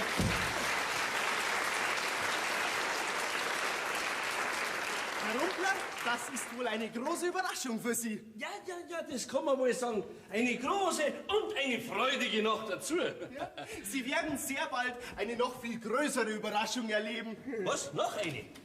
Du Papa, Ja, was ist? der Herr Bürgermeister lasst fragen, wen er außer den Zeitungen noch verständigen soll. Ja, mein Gott, das Fernsehen und ein Radio und die Medien halt. Also, das weiß er doch selber. Geh weiter, Schichte. So, war das Ihr Fräulein Tochter? Ja, das war die Monika. Ausgesprochen hübsches Mädchen. Die grad wohl mehr der Mutter noch. Was? Nein, ich meine, hat sie schon den Mann ihres Lebens gefunden? Ja, mein Sie, gell. Aber den sie sich einbildet, den kriegt sie nie und nimmer. Oh, lieber Herr Rumpler, sagen Sie niemals nie. Tja, die Welt steckt voller Wunder. Und Sie werden sich bald noch sehr wundern. Du Papa, Ja, was ist denn? jetzt muss ich dich noch mal stören. Der Chefredakteur vom Oberlandboten ist am Telefon. Und der will unbedingt mit dem Kulturreferenten selber sprechen. Mit dem Kulturreferenten persönlich. Na, um alles muss ich mich kümmern, gell. Entschuldigen Sie, bin gleich wieder da, gell. Und? Hat er anbissen? Ja, und wir? Stocknarrisch ist er mit dem Tiberius. Pass auf, Monika, du musst jetzt noch ein bisschen mitspielen. Dann kehrt in 5 Minuten der Förster dir, gell? Kein Mensch war am Telefon. Das verstehe ich nicht. Du musst scheinbar wieder aufgelegt haben. So, Sie sind also die Tochter des Herrn Kulturreferenten. Jawohl. Ja, Ihr Vater erzählte mir gerade, dass Ihr Herz bereits für einen Mann schlägt. Ja. Ja, und diesen Waldheini, wenn Sie sich nicht auf den Kopf schlagt, gell, dann schlagt bei mir mit 13. Aber, Herr Rumpler, jetzt, wo Sie bald im Rampenlicht der Öffentlichkeit stehen, ja, da müssen Sie Ihr Privatleben schon konsolidieren. Konsoli, was? Ja, ich meine, in Ordnung bringen. Sie behalten seine Gespräch, gell? Was meine Tochter anbelangt, geht nur mich was an. Sie verweigern also nach wie vor Ihren väterlichen Segen zur Hochzeit Ihrer Tochter mit Ihrem Auserwählten. Ja, ich verweigere, gell? Und überhaupt, was geht denn das Erna an? Das, lieber Herr Rumpler, werden Sie jetzt gleich sehen. Richard, jetzt bist du dran. Grüß Gott, Herr Kulturreferent. Was wollen denn Sie da? Ja, mich, Papa. Was? Ja, gehst nicht gleich weg, hä? Den kriegst du nie und nimmer. Ah, das darf ich nicht sagen. Also, ich sehe da 2 Möglichkeiten. Genau. Entweder die Hand Ihrer Tochter Oder? der ganze Landkreis lacht Sie morgen aus. Aha. Und warum? Weil es in Wirklichkeit doch kein Römergrab gibt. Von wegen, gell? Der Herr Professor hat es soeben bestätigt und er hat uns sogar einen Gmucher gezeigt. Das mag schon sein, nur ist er kein Archäologe. Darf ich vorstellen, Manfred Kurzmeier, mein Studienfreund und Forstanwärter. Genau. Und der Knochen ist von einem Gickerl.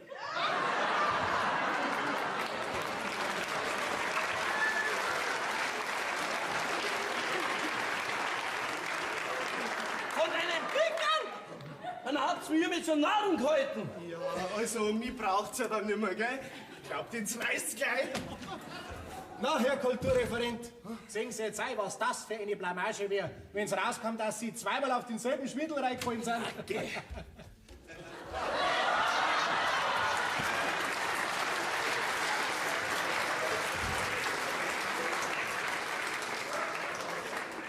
Die Faschingsgilde lässt fragen, ob die Römerrüstung gut auf dem Festzug.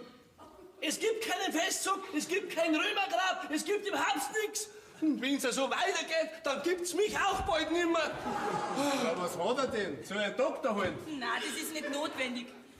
Aber Schnaps wäre heute recht. Ja, wenn's weiter nichts ist.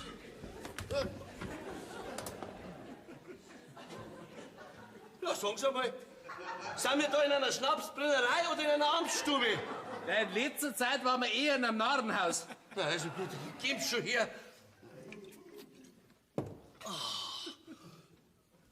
Ja, abblasen. Was? Also, alles abblasen wieder. Schon wieder? Ja. Bei mir kann's recht sein.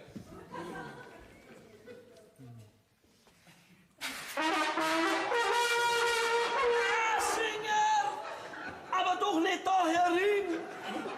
Und ziehen Sie jetzt endlich die kindische Rüstung aus! Ich kann keine Römer mehr sehen!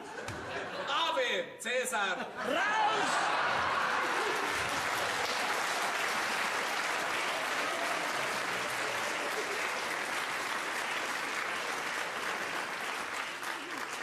Die spinnen, die Römer. Na, was ist, Schwiegervater? Bist du jetzt einverstanden mit mir? Schwieger... Also gut, mir ist schon alles wurscht. Mein Papa, Tante Schi. Ja, also lasst mir allein verschwindet, gell? Komm, gehen wir. Bei uns Jäger heißt man sowas Blattschuss. Hey,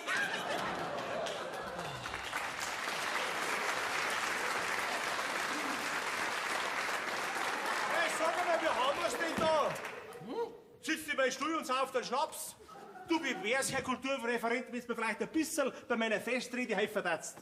Dein Festrede kannst du am Hurten aufstecken. Was ist denn jetzt schon wieder los? Ja, es gibt kein Römergrab, ergo gibt es keinen Festzug, ergo keine Festrede. Entschuldige mal, der Herr Archäologe hat doch gerade Ja, gesagt... der Herr Archäologe. Weißt du, was das für einer ist? Das ist ein Spätze vom Förster und hat uns zwar reingekriegt. Lucky, wenn das wahr ist, dann können wir uns prämieren lassen, wir zwei, als die größten Rimpfiger von ganz Oberbayern. Ludwig, stell dir vor! Sagt nicht Ludwig zu mir, Luppler! Ja, wir werden gleich wieder Lumpen zu dir sagen dürfen. Wieso denn, hä? Was habt ihr euch denn jetzt wieder für eine Lumperei ausdenkt, ihr zwei? Ja, da, probier einmal. Ich mag doch kein Wasser. Ja, da, probiert's nur. Ach, ja, Pfui-Teufel. Ja, das schmeckt ja nach Pech und Schwefel. Ja, nach Pech eigentlich weniger. Mehr schon noch Schwefel. Also kein Wunder. Du bist da mit dem Teufel im Bund, du alte Beißzange, du. Wo habt ihr das Geschäft überhaupt her? Aus der Grube, wo ich den Totenschädel rausgezogen hab. Was? Ja, Pfui-Teufel. Ja, da haben's doch immer noch nach dem alten Römerkram, gell? Genau, und wie ich denen erklären wollte, dass da ganz umsonst graben, gell? Spritzt auf einmal das Wasser in den Tee. Mindestens 3 Meter. Ja, der ganze Garten ist schon überschwemmt. Ja, und wie ich dann einen von den Bordelgraber gefragt hab, was das ist, hat er gesagt, das müsste eine Schwefelquelle sein. Stellt euch vor, eine Schwefelquelle in Haselbach. Dass bald ein Kurort sein wird.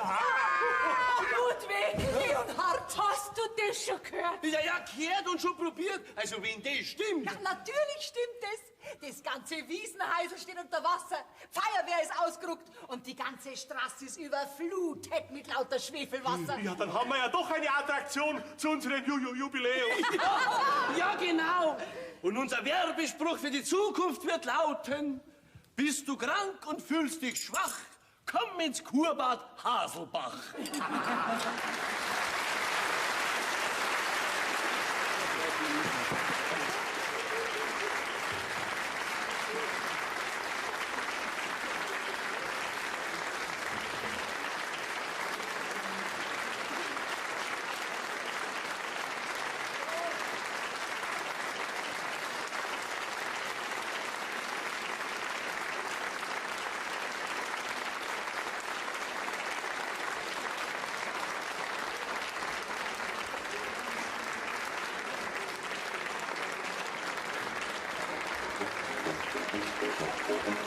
Thank you.